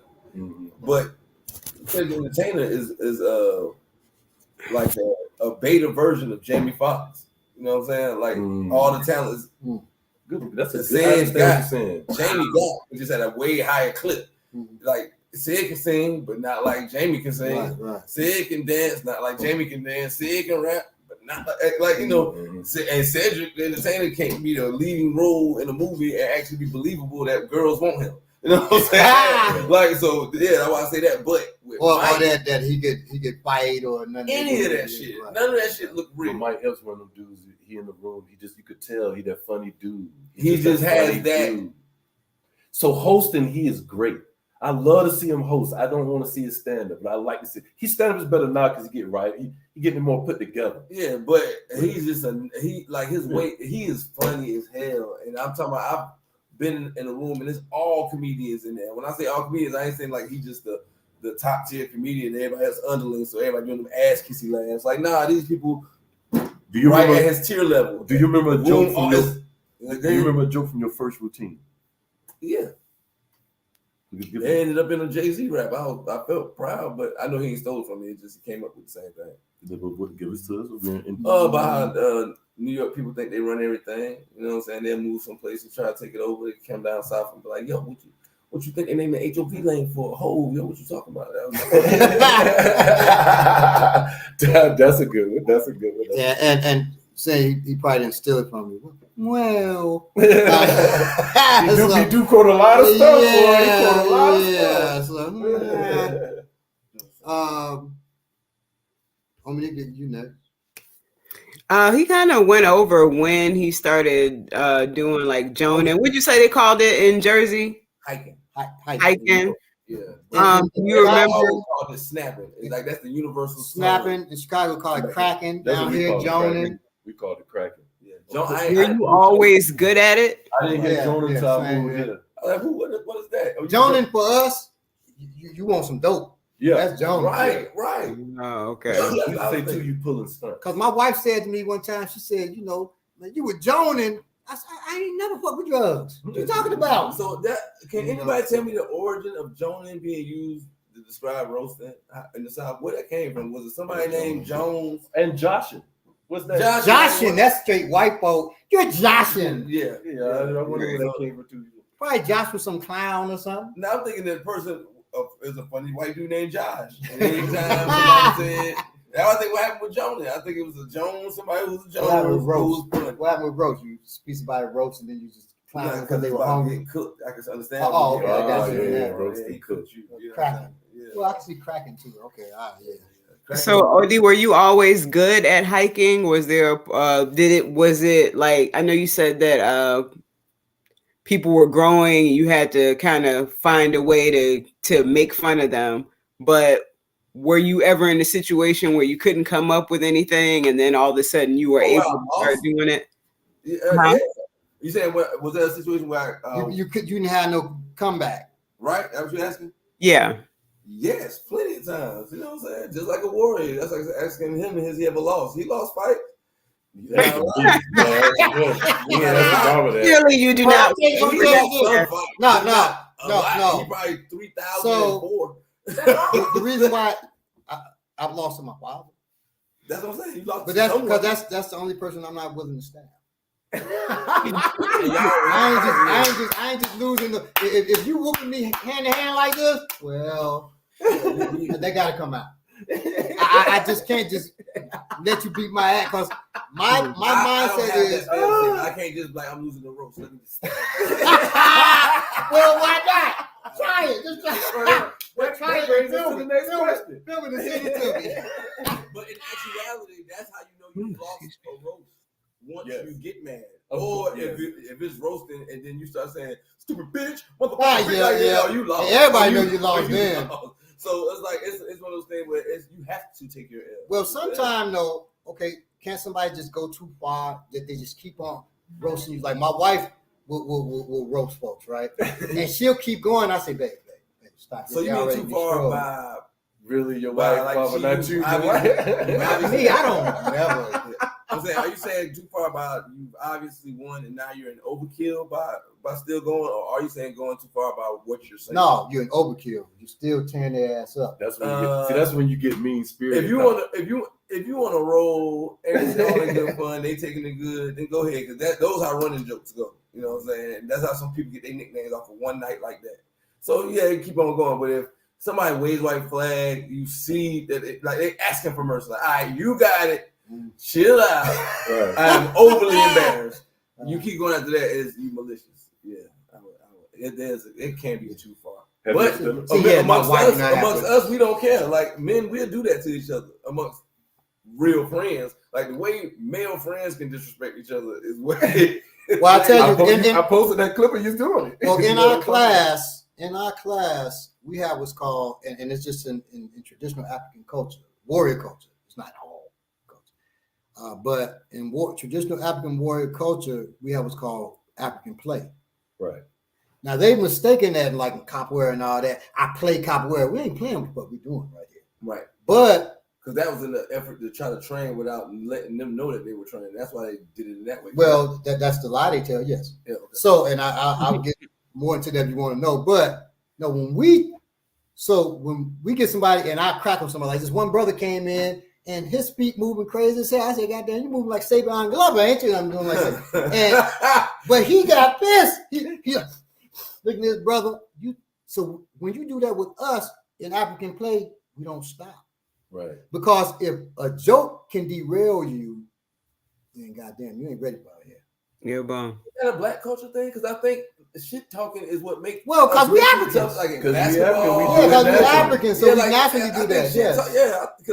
Because they have that warrior spirit too. So when you get around athletes, they're not warriors per se, but they have that warrior spirit. They are warrior class that they right. Yeah. And they have that spirit, so they're gonna be joning. That's what Jordan was. And if you leave me the hell alone, they're gonna keep on. Then everybody will be saying stuff. Then you're up the edge. Right. Where we from, man, as soon as you don't laugh, like we know, like we gonna hone in on it. When you don't laugh at a joke and we see that you ain't laughing, like, oh, it depends on how you're not laughing. And right. see, that's the art. That's the art. Yeah. How are you not laughing? Right. Are you not laughing like? Right. We on your ass. Right. But are you not laughing like? Nah, it's when you be like, right. That's that. Man, listen, you leave that nigga alone. It's that not laughing like, man, it wasn't even funny. Oh no, it was funny. Oh yeah. It just hurt. It was funny. It was funny. Like this one dude came from out of town to my best friend's house, and his big brother's friend. And I came in from school. Now, to me, this ain't joning. And I stepped to him, and then he ended up scared. But he was saying, he said, "Oh, you go to school?" I said, "Yes." He said, "So you fell for the white man's trick?" I said, what do you mean?" He said, "Nigga, going to school is a white man's trick. So you the white man's slave, jump, a white man say jump, you say how high, master, nigga?"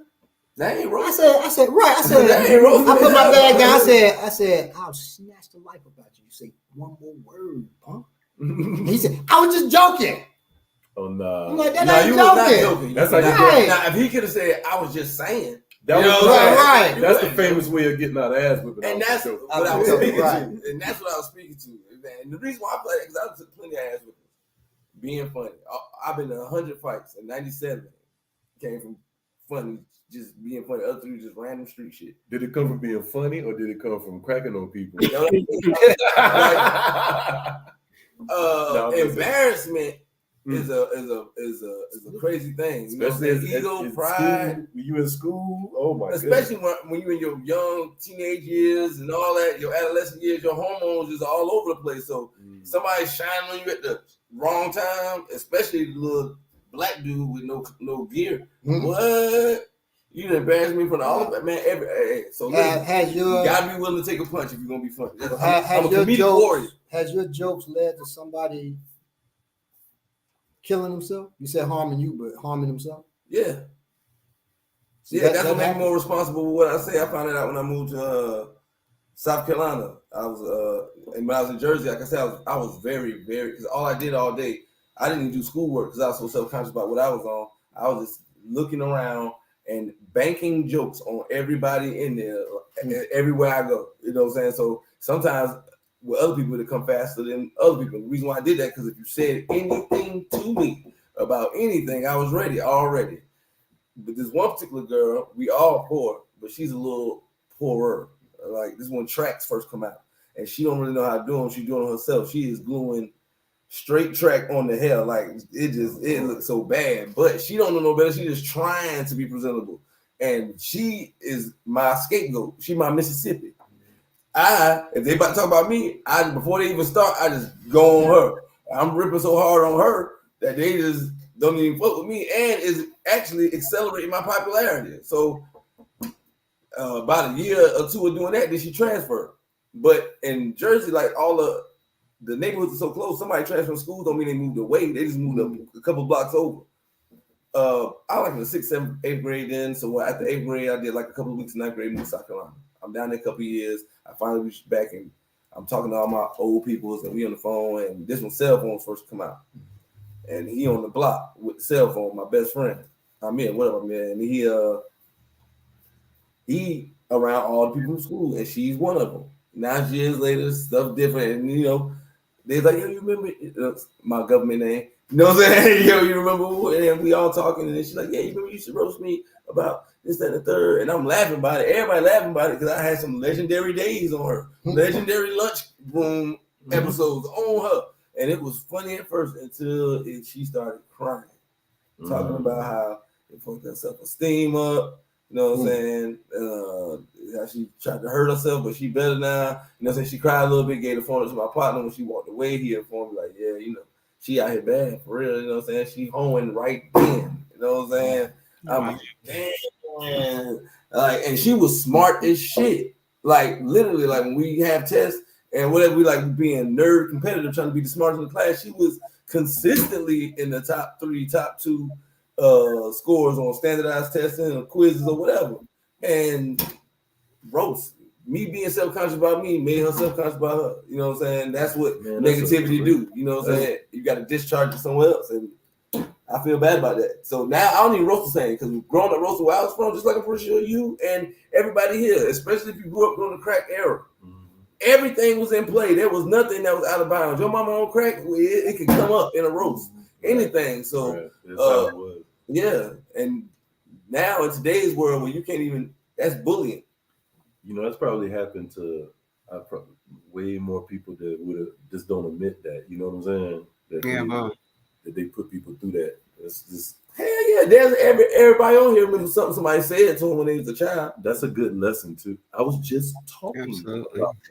I just got out the car. I was talking about when Tanya Gaines, if you're watching this, I will never forget. My brother came to pick me up from school, and Tanya looked at me and had the saddest look ever, and looked at me and said, "Why don't you look like your brother?" I will never forget her saying that. I will never forget the way she was the best looking girl at elementary, and she never talked to me before.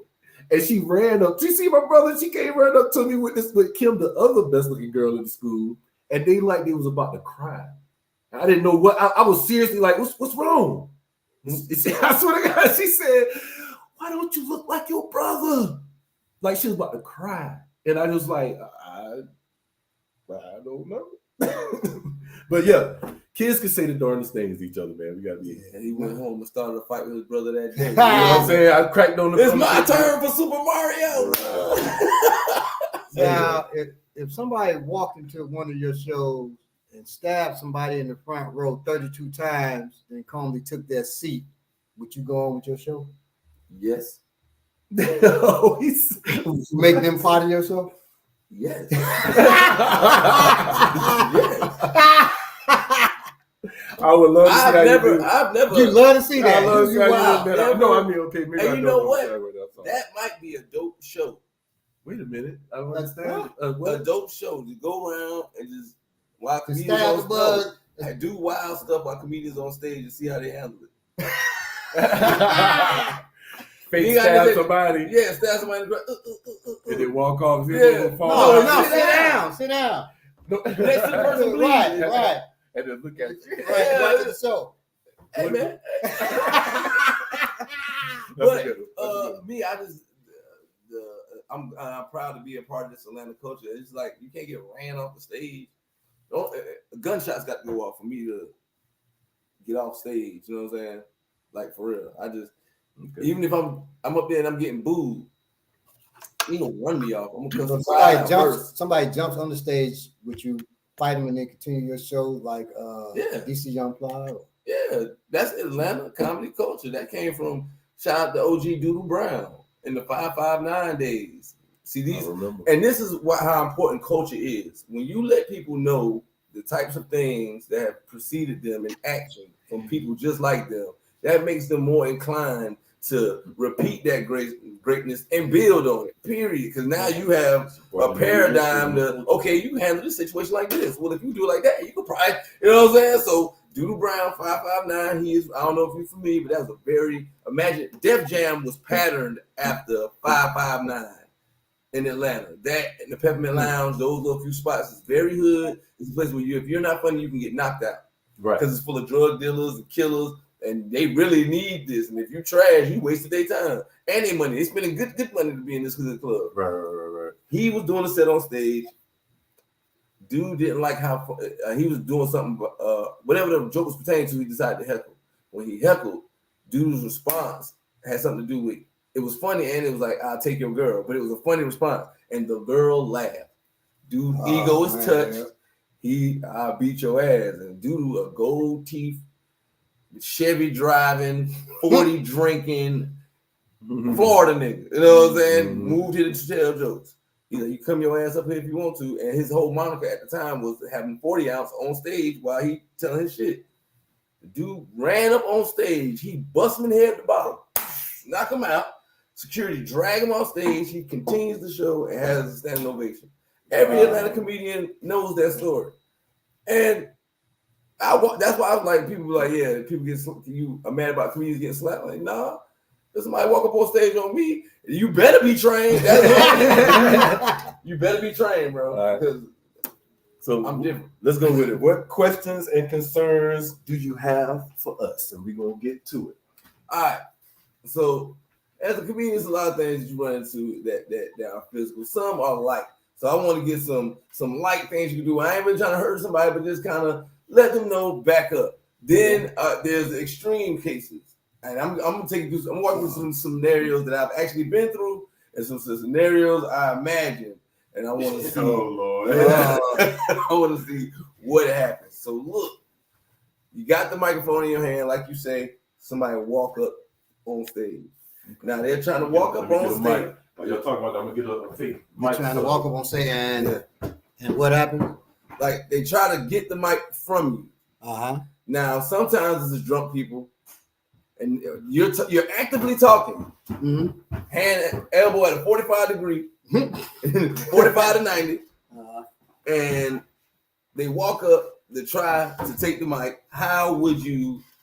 I need the lightweight when they're just really trying to talk on the mic to get them off, and I need the way where they're like, "No, you gonna give me this mic," and I need okay. So. Yeah. I don't get no respect. Yeah. So I'm Rodney Dangerfield, you gotta know. I'm doing my comedy. Right. And the dude comes up. Usually it's across the body, so come from this way. He right-handed, he on the right. Come from that way and come from the left and try to reach right here. No, come stand right in front of him, because remember this will be the stage out here. Oh, okay. So let me go where they can see. So I'm right here, and I'm trying to. No, you coming from the opposite side over there. Yeah, most stages you know how to exit stage left. Okay, so I come this side and I try to grab it? Yes. Now, how am I trying to grab it? You just want to talk on it. So you actually grabbing it, already leaning in to try to talk on it. He's a lefty, so he would grab his left, but either way. Yeah, either way. But see, I know. So you already trying to, he's already leaning in. You know to use the right. I move with the closest hand. Right. But he's trying to lean in and talk to? Yeah, you actively talking, and he's already leaning in because he know he's going to grab the mic and take it from your meat. All right, so I'm coming in, I'm doing like this. And so Shoulder block.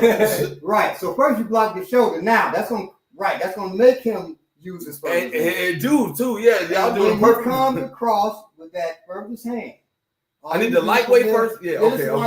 Yeah. And so all I did, he's going here. Right. I turn my shoulder. Blah blah blah blah, and blah, and even they may have on a hat like this bull. Blah blah blah. When he comes across there, now I just turn back this way. And blah blah blah blah blah. And all I did was put my hand close to the body here, and when he reaches across, I just come up underneath and pivot. And then pivot. Right. I'm not pushing him.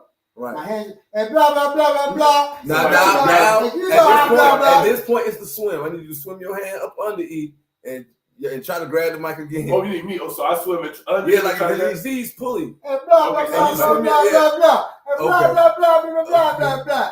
Blah blah blah blah blah blah. So now what he did there? Once I got him here, he swam his hand under, and I just followed with my fingers.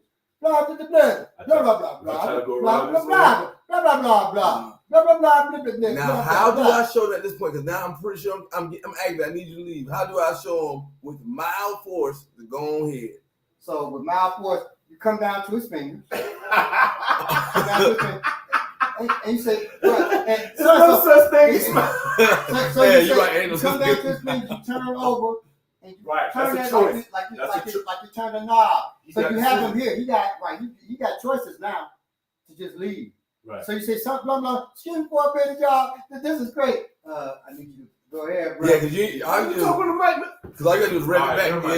So now all I'm doing is just turning the knob. Hey, put that closer so they can see the grip. So you can see the grip. Yeah. So I'm looking through the screen right now. I turned him over. Yeah, come on, y'all. Come on. And how you crank it up? If he reaches again or comes anything aggressive, I turn the knob. Yeah, get E face in the frame. Make sure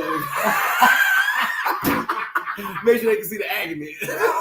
If I don't want him to drop to his knees, I can crank it a little bit. Say, go ahead on now, brother. That's what I'm doing. Go ahead on. So as he creeps on off, hopefully somebody taking him off stage. Right. Nah, security at comedy shows be horrible. That's what I'm saying. If he's doing too much, too aggressive, he's aggressively trying to grab him like, let me talk.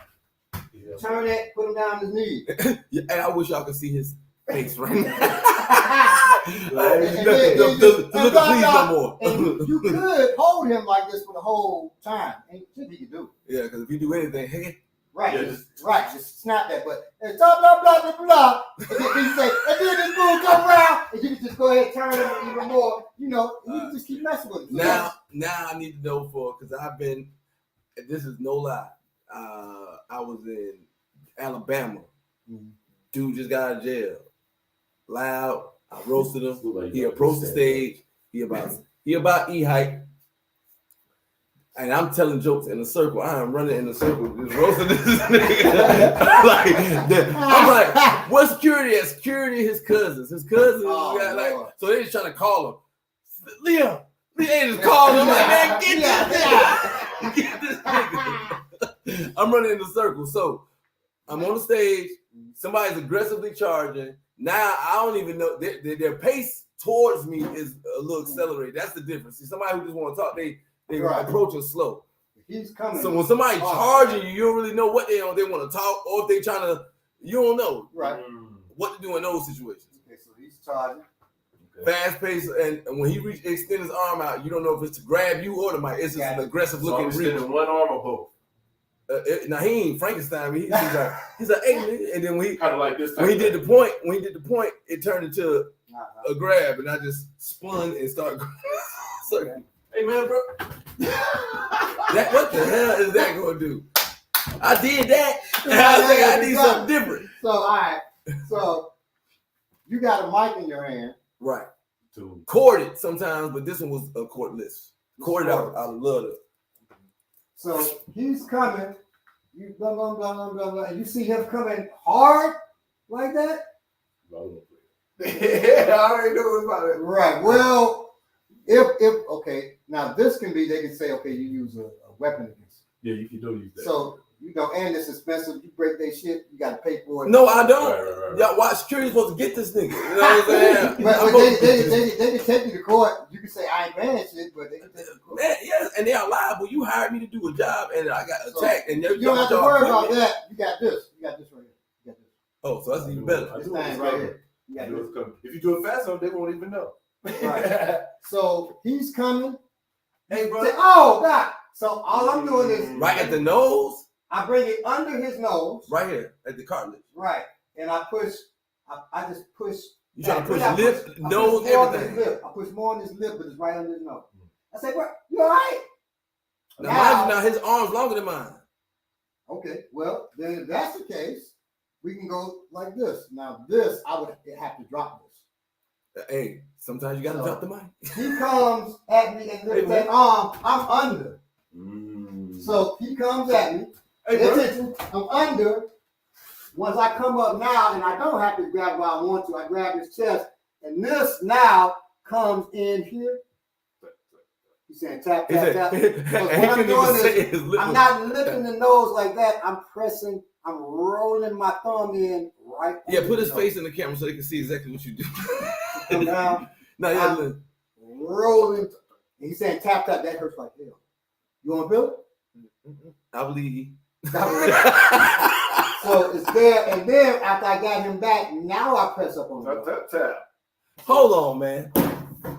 I got to see what some of that like. I'm not gonna hold it. So what you do is say tap when it hurts. How do I? I knew he was going to Yeah, go. Now you say I can't hear you. So hold on. So I'm coming in. You go under. Okay, you come in there, I go under. You come Right? right. Come around. I'm being careful down, but you ain't got to worry Oh, about this part of the thumb. See, look, this part right here. No, this This part. this or this. Any of it, but I use this part. Doesn't matter. I roll in there. Oh shit! Ah, that nigga. Oh, shit. So, you all right?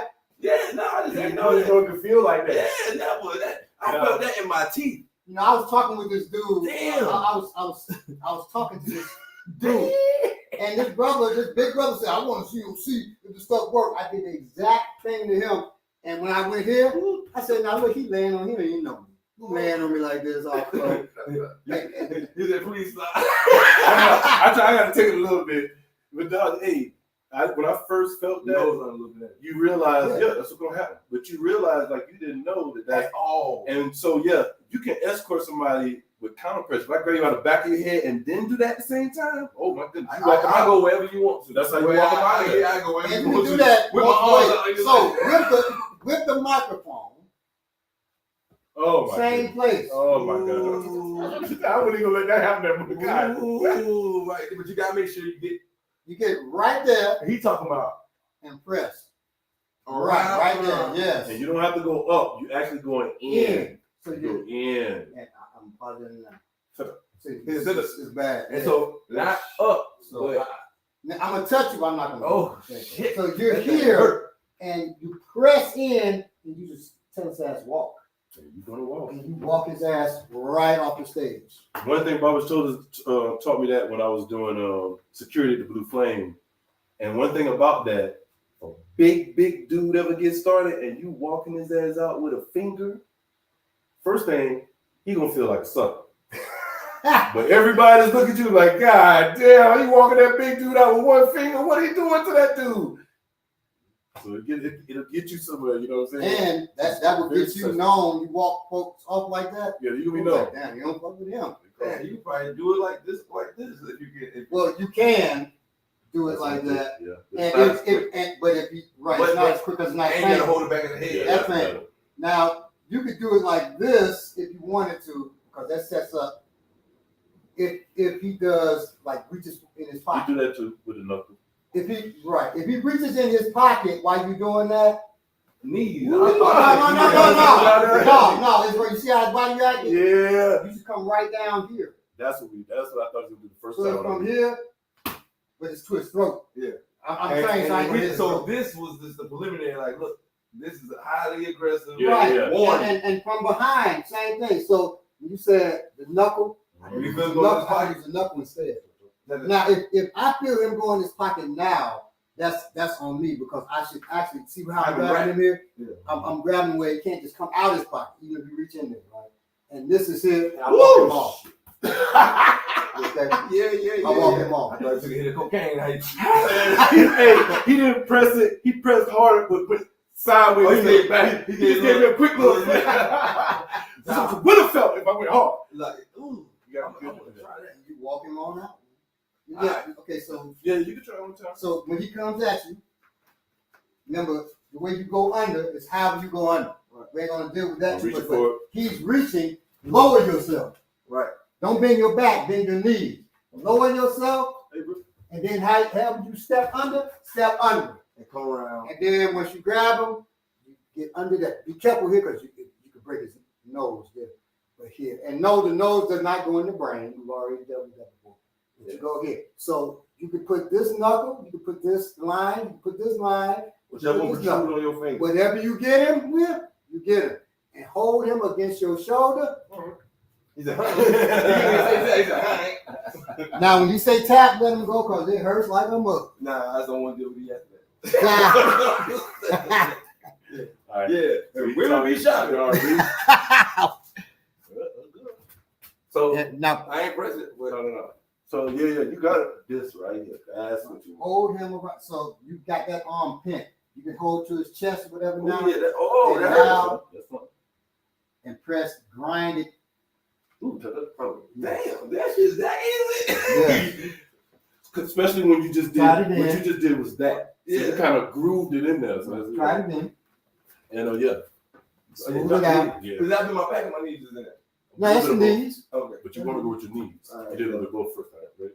So you talking to the mic. Are you ready, bro? Yeah. Yes. Ooh, shit.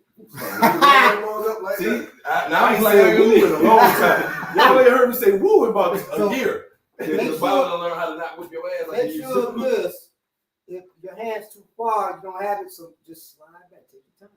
You got time because you got him here. Yeah, but I'm thinking he's gonna be like, you know what I'm saying? And he will be, but that's fine. It's only gonna last a second. He's going like this. Yep. He's going out like that. No.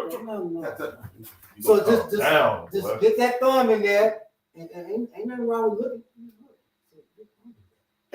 Right. Boy, you can talk to a nigga right there like, what I keep right, you can be on the mic, right? If I was the same person like I was 5 years ago, and then he'll say, he won't say, he said, ain't gonna be no tapping. Right, that's true.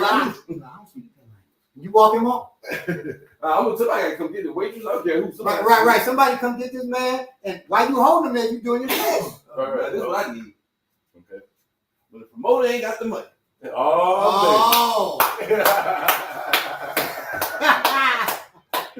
So you stand in front of this nigga, and he explains to you how somebody got to sell him a cash paper.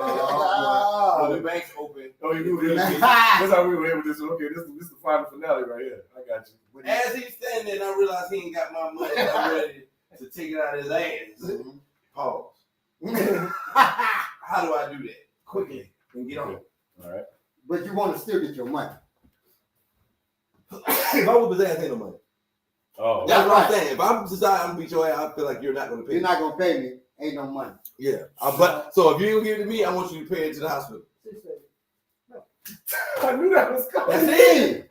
That's what did you we ain't gonna no, you know, that in his neck. We ain't gonna broke my neck. No. Oh, damn, I'm ready to learn too. But you can always rewind that. Right. In case you thought that it wasn't, it was I here. want to keep going like that. That's what he just did. You didn't see that. Yeah, I went here. And really the way it's done is you block with your elbow here so he can't turn. You pull him in and then you go. Right. But that's not y'all don't know how to way. get lethal. It's easier on the ground, but there are ways. We did show it last week. Right on his knee. So this person. You didn't show them that.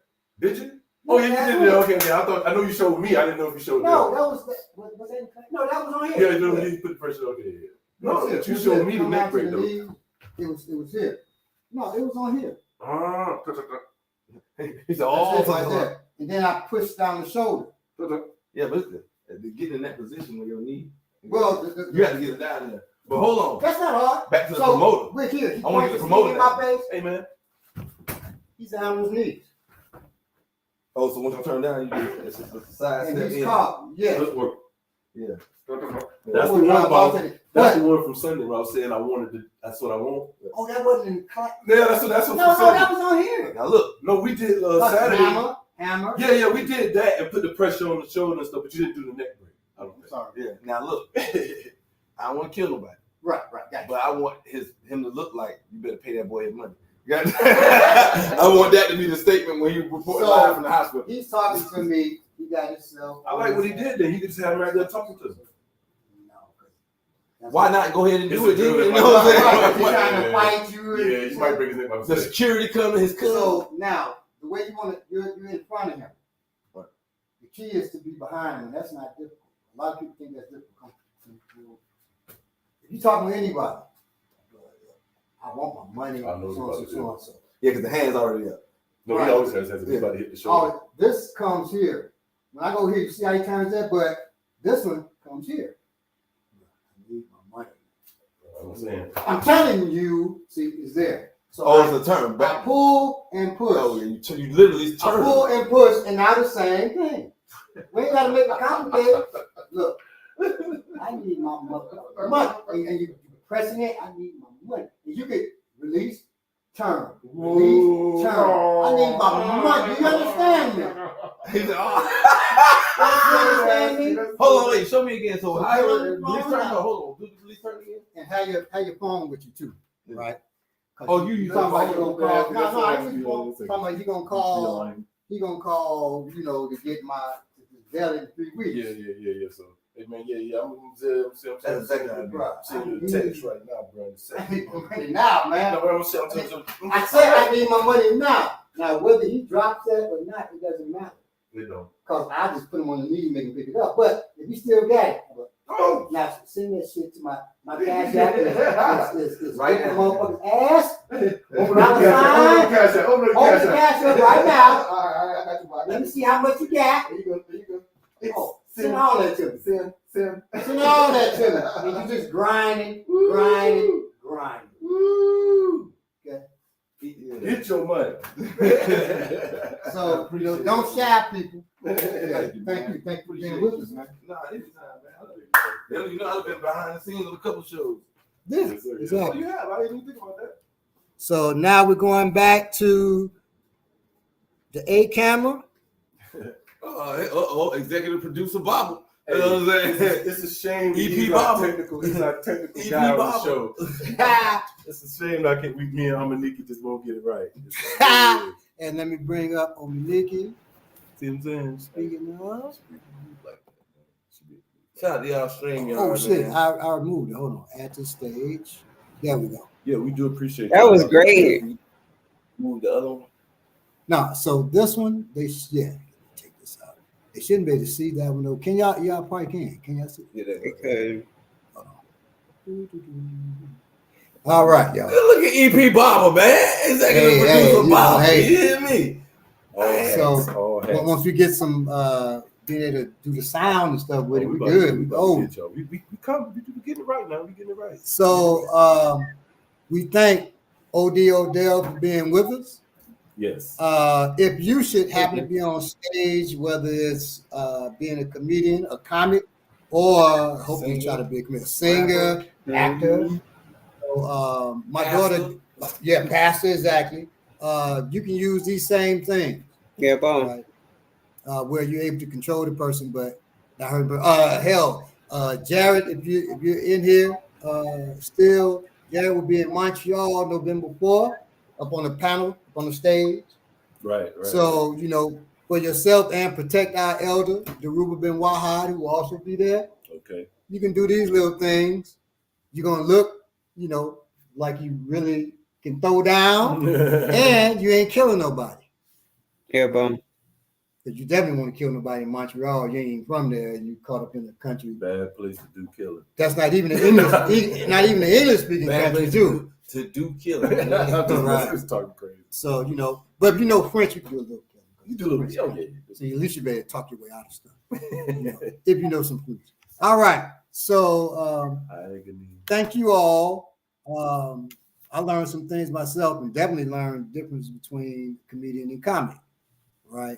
I knew there was a difference. Right? I'm like, damn, comic to me sounds like comic book. It just didn't sound like, but we have seen them both on stage. Right. And y'all be careful out there, man. It's a lot of not a lot, but we've seen mass shootings going on lately in the past couple of weeks. Yes. Take a look at the show. If you didn't see the show we did on mass shootings, I don't know if it was specific to mass shootings. It was specific to mass shootings. It was dealing with the shooting that happened at Morgan State, and then we went to mass shooting. Right. But it was a great show. And training is what it was about. Right, because I actually went back to that show, the difference between shelter and cover. Mm-hmm. You want to have that in your head or something. It could be somebody starts shooting anywhere. The difference from shelter and cover. If you remember that, if you don't, go back and look at it. It's key, because if you get somebody shooting, right now all cover ain't going. You get behind. Cover will protect you. You get behind. Difference between cover, and then I get behind something that will. Because a tent is shelter, something that will a tent is shelter, but no, what he's talking about as opposed to cover versus. I used the wrong word. Now the word's escaping me now. I messed you up. I'm about to run to it. You have cover and you have like a curtain. Something that Concealment. So concealment, you don't want if somebody's shooting.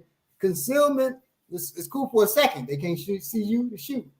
You don't want to rely on that if they just shooting willy-nilly. Especially because that's boogeyman. Because they go right through that. That's what you do when you little and you think Jason outside your right. They can't see covers and you put your covers up. To or little children like my daughter will do this, and she think she's just invisible. She can't see you, so you can't see her. And the only thing is you can't see it coming. That's all you right. Exactly. So you want to have cover, and cover usually can give concealment as well as cover. Yeah.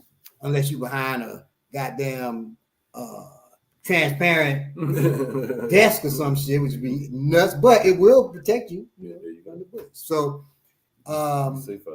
cover and concealment is really what you want. If you cannot have that, to run, how to get away from things. When it deals with your door, when you're locking your door, I don't know how we got into that. I guess we'll be late missing it. But you all have heard me. A door's right there.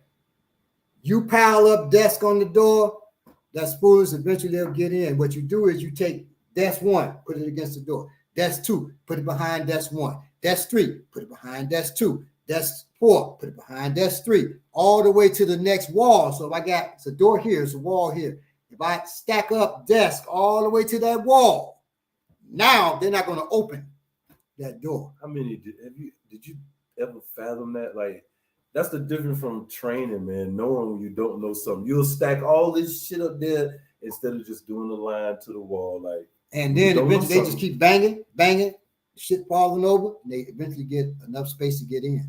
But if you got it stacked, not stacked, but placed behind each other. Yeah. Now that's a bar, and they are not going to open. They have to destroy the whole door from right where it's at.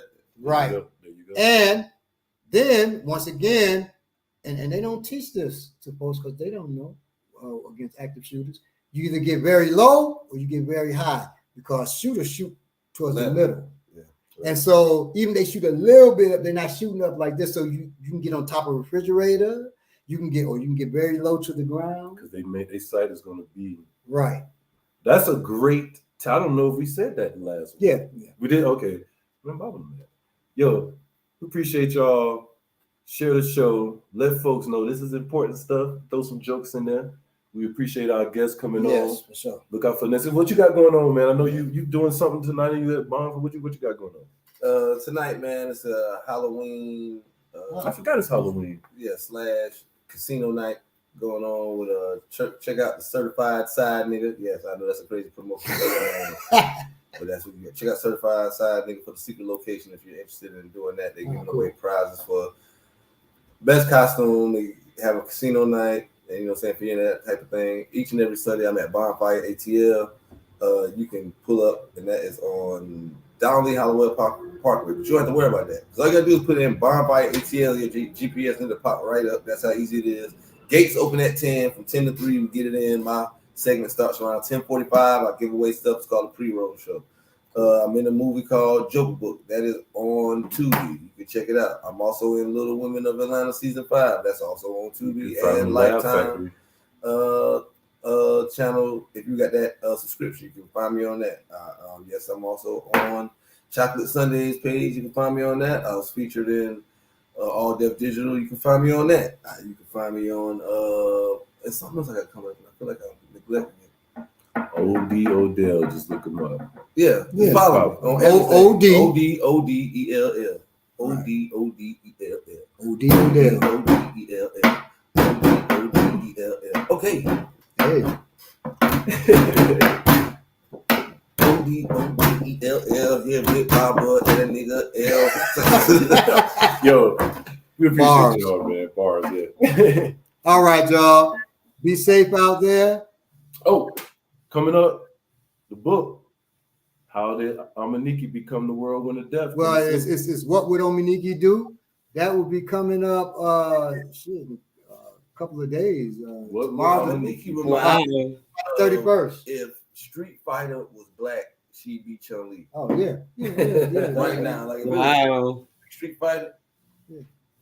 Well, she wouldn't be called Chun-Li. I mean, but she'd be called Chitlin. Oh, that's funny.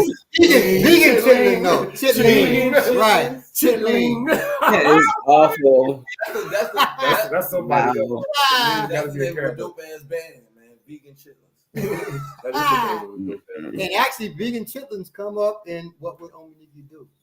Wow. So What Would Ominiki Do? The book is about it's really a self-defense book for everybody, but specifically geared at sisters and those who are in high school and college, because you're alone, specifically college, you're alone. Mm-hmm. And so the world can get very dangerous, and that's the taste of real danger for a lot of our sisters. Right on time. Exactly. Did you I know I wrote with her in mind mind. with that, Baba. I just sat here and realized it, right? Because if a woman who's single take that book and she get her techniques down, and then she start training, and now she's nice, right? Mm-hmm. Single woman, she's only going to date a fighter. Somebody train. Well, I'm married, but hey, there you go. That's the hopes of it. And that's what I'm saying. So y'all basically slick trying to pull all the women to your own side, because no dude is gonna date no girl who can whip his ass. and what's funny, one of the students, she went out with a brother. This white man is intimidating him. He's like, what did we do? She pulls a knife out. You need to step off. And the dude steps off. He's like, that's too much. She knew not to date him no more. He knew not to date her. Hey, you talking about? It was mutual. It was mutual. He's like, I'm just trying to be in peace. Pull out a knife. You know what I'm saying? What kind of Rambo chick I got? Hey, that's the kind you want to, in case, you know. If I'm over here, okay, Bob. If I'm over here drinking my Mai Tai, I want my wife to, you know, do that because you the master teacher.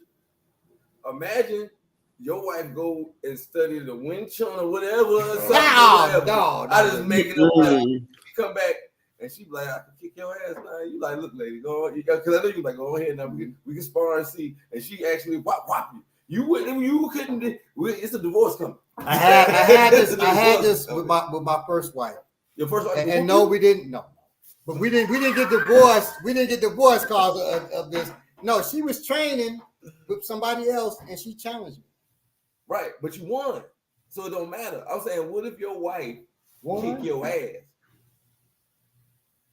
Well, my wife has choked me unconscious. My current wife, she choked me out. But you let it. No, we training in class. We going at it. And she got behind me and she choked me out. I figured she ain't gonna just fully choke me out. But I woke she up. had you. Why not? I woke up. My shoulders jerked, and that's what happened to the train, and it woke me up. It pushed the blood to my brain, right? And I said, I looked. She over there with the other students. They talking, laughing. Okay. I said, baby, damn, you knocked me out. She said, well, I knew you were gonna wake up. So women have to overcome being physically out. That's what I have. That's the type of woman I have. They have but to she ain't improvise. for everybody. Right. So that's not what they have to do. They don't have to improvise. Women have to overcome being physically outmatched They have to improvise.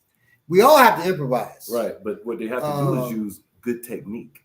That's right. what they have to do. And that is overcoming being physically outmatched. That's how you overcome it, by being technically sound. About 70% of the techniques that we use were given to us by women. Right. The thinking was that, okay, a man is stronger, a man is quicker.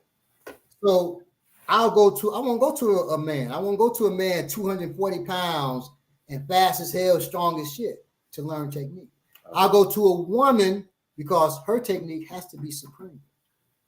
Exactly. When I say woman, when we went to them, they were combatants, not just a woman doing karate.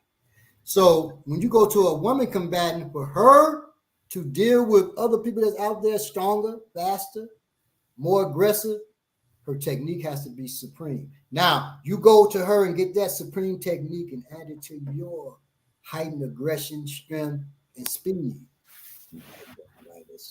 Right. Even more. And I just want to say, and that was our thinking, and that's why we went to women. All right. Yeah. Because yes, they do have to rely on technique, but we all should improvise. Right. Because we don't know how this shit gonna go. And I don't know if he grabbed me right now. I can't say, okay, he grabbed me right here, over here, go here. It's not. It may not happen that way. Right. He grabs me. I'm going for whatever my spirit tells me to do. Right. It ain't no once I do this and I do this, that. And even when we talk about tools, from this distance, he grabs my wrist. I can't. I got a tool right here. I can get to. That's why you also have more than one. Right. Okay. But no, I got one right here. Like, yeah, you know what I'm saying? I got one right here connected to a string because I got these pants on so I can get it out. So you get that from the string and poof? Yeah, so I can pop it out. Now, this is not a gun or a knife. Right now, for a year, I'm not carrying a knife. It's a flashlight. That's one of them danger flashlights with the ribs. Yeah. Yes, crenellated bevel on it. Right? It's heavy. And so I can hit rake, tear the skin off. And then it's a flashlight too. So he's talking about, hey, I can maim and murder and I can light it up. You know? But if he grabs me, I won't even be going for that because he could be on me before that. Right. So he grabs me, I grab him, I'm here, he's down on the thing, and then I'm slamming. Right. I didn't know I was going to do that once he grabbed me, right? If I'm here, he can grab me whatever way he wants. I always tell him to do whatever you want. He does that, right? Here, I pop him in the face. So you have to be able to improvise. Yeah, I'm gonna tell you this. Absolutely. I just realized how toxic your relationship was, man. What'd you say, nigga? I just said absolutely. Well, you know what? There is something I've been wanting to say, and I don't mean to cut you, OD. Real quick, because OD wanted to. He said me and B-Lay's relationship toxic, so I wanted to. Oh. I realized it was toxic because I've been watching for years. You just whoop his ass. You whoop his ass, but his reverence for you is at a high level, even through the ass whoopings. I'm like, that's what makes it toxic. You know what I'm saying? Well, like, now that's how a toxic relationship is too. The difference is that person the man whooping her ass, he ain't teaching her shit except he can whoop her ass. Right. My reverence comes from he's teaching me what he just did. I teach somebody else. I get to teach somebody else. So in return, if that man beats her ass, they say, this is how you do this. Right. And if she don't turn around and stab him up, that's her fault. That's an interesting take, but go ahead. now he would probably, if he whooped the woman and then taught her how to defend against that, he's probably the most toxic mud on the planet. But she won't go nowhere. Huh? But she won't go nowhere. But this is why I brought it up. Once I noticed how his reverence, because you're a pretty cool dude, but nobody can't even say nothing fucked up about you. You know what I'm saying? Eat eyebrows, get high as hell. I'm talking about his eyebrows and his hairline. Like, oh, you talking about like that. You know what I'm saying? So me fucking around, I always say shit like, bro, I'll beat Baba ass. He be like, try it. Look. I'm not gonna tell him nothing. I'm not gonna warn him. This is nothing. So funny that you really and I was like, man, nah, because he might try to kill. No, he ain't gonna try to kill you. But look, Try it. Just Well, go ahead. Like, well, whatever if day you want to he go attacked try me, it. if he attacked me out of nowhere, y'all, I would try to kill him. but that was now that I know, I wouldn't, because I know it was just, you know, Yeah, he just if I wanted to attack, see. I wouldn't attack you with, I'm trying to hurt you. I'm like, let me see what you got. Yeah. Well, you know, I've had so many people do that to me and all throughout my life, including my students. You just go ahead and put them down. Including my students. I had a sister student, and this is shout out to the sisters, and Ominique knows, you know, I touch her with love. But I touch her with love. I had one student, she said, please try to knee me in the groin real hard, right? So I got off the extras. When you get off the line, it missed, and then boom, right? It's reflex. Bloop, bloop, bloop. I said, now take that with you. What you doing? Go ahead. I'm sorry. We got on the tangent for a second. What was you about? Just dealing with comedy and the way that Baba had trains women in self-defense. Like that's always kind of the first line that he gives us to, you know, when someone is trying to challenge you to try to make a joke, to try to deflect, you know what I'm saying, and avoid them actually getting into a physical confrontation. So comedy is a part of the African martial arts training. Yes. It is, because I mean, hell, to engage somebody physically can lead to the loss of both lives, right? Anytime. It doesn't matter how long I've been training. Yeah. It can lead to the loss of my life. So I prefer not to get in a physical engagement. Right. You know, so I prefer we laugh and then leave. We may not like each other, but we laugh, we moved on, right? If we can't laugh, let's just move on. And then I'll laugh about it later. Right. So I'm not just thinking about wanting to kill you and all that kind of crazy shit, right? And sometimes it's not crazy. So much has been done to us. If we don't laugh about it, man, you know, a lot of us will be locked up dead or not sleeping well at night because we've done so much killing. When I first came here, now I'll let you know that, and they've heard this before. I came here and saw certain things. So I was going to get rid of masses of people that harm our people. And I got divination beforehand.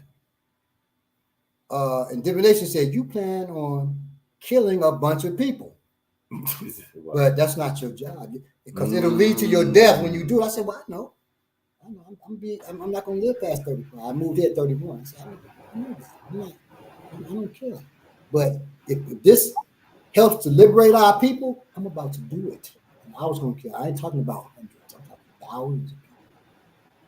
I'm deadly serious about that, right? So when divination said, nah, you're going to grow to see your grandchildren. You're going to live to see your grandchildren get old. That's not your role to be killing folks like that. I said, okay, he ain't going to be the one to well, the priest, I said, cool. The priest told other people. He said, when I told him, yeah, Balagoon was disappointed. And everybody was laughing. And I said, damn, that's true. I was a little disappointed. And so in that laughter with that, because it was on my mind, we were able to laugh that off, and I was able to let it go. And you know what, you can't ask yourself why you laugh, man. Sometimes, like I just got dealing with Bob. It's just a part of my nature, man. I laugh off shit. Yeah, I'm about that business, and I'm gonna laugh at it. I'm gonna laugh when it's over. I ain't gonna laugh during, but after it, I'm gonna laugh. Now, if anybody has questions on what I was gonna do, you don't get that. They ain't even got that one. You don't get that. Those papers that never get declassified. Right, exactly. There you go. Right. So those things ain't talked about. The only person that knows is transition. No, my father, he's transitioning. Oh, okay. That's the only person that knows. Yeah. Other than that, I don't think an interrogation gonna get anything. Right. Yeah. You can go to the graveyard all day long you want to, you ain't get an answer. You ain't get an answer like that. So thank y'all for being with us, and you know, I'm thankful for laughter because it's made me a different person. Yes. And made me able to see clearer in things. Because people can drive you to wanting to do stuff, right? And you got to be able to laugh stuff off. Just recently, Black Power media was attacked by some young folk, and woo, they were saying some crazy shit. But in one dude, he was full of vitriol, but he called Jared a Karen. That shit was so funny. It was so funny. And so I said, okay, with that, because I'm like, what's this little young motherfucker? Nah, I knock at that motherfucker's door, you know, because I back Black Power media. That's just our platform. Right, you know. I apologize, Black Power, for the F-bomb earlier. Oh, no. F-bomb here all the time. So when he called him a Karen, that shit was so damn funny. It was funny. All the cursing and stuff, that wasn't funny. That wasn't cool. But him calling him a Karen, if he had stuck to just using that kind of jokes like that, that would be cool. And then he said, so Jared is a doctor, Dr. Jared Barker, professor, PhD.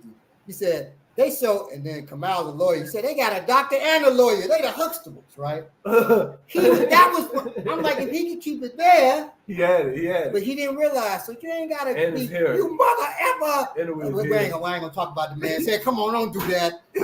He talking about the man's head. We ain't talking about the man's head. Yo, it was so funny, though. That was funny. I'm sorry. Said they was, I meant to say they were snapping. Yes, they were snapping. They were snapping. But his head, a lot of stuff, like he slept on one side. A lot of stuff was funny. The cursing and shit, that was mean. Yeah, the belligerent stuff. Right. That was mean. That was mean-spirited. If you're watching, it's mean. And you say, you know, debate me, because none of them can handle me. And then he made a statement about, you know, we serious. We ain't got wrestling. Look here, man. No. Let me just say this. It's self-defense beat. No. He said that about that. And two things. And then somebody said somebody's in the thing said, you know, they were beefing with Water Class was beefing with Kim Brown. It's a lie. We were not beefing with Kim. We love Kim. All of us have done something that is incorrect. Right. And all of us can be corrected. Yeah, well, including me, everybody. Some people feel like they can't. Exactly. But Kim didn't say that. See, Kim wasn't acting like that. It was people who get defensive. Right. And I guess you said like how he's defensive with me. And I've told him before. I've told B like, hey, look, this shit ain't that serious. Well, this is beneath me even dealing with. And he'll say, but not beneath me. Okay, so ain't nobody finna talk about Mama. so you know it's cool, but and somebody said we all love the Kim. Exactly, 2F. We love Kim. Right.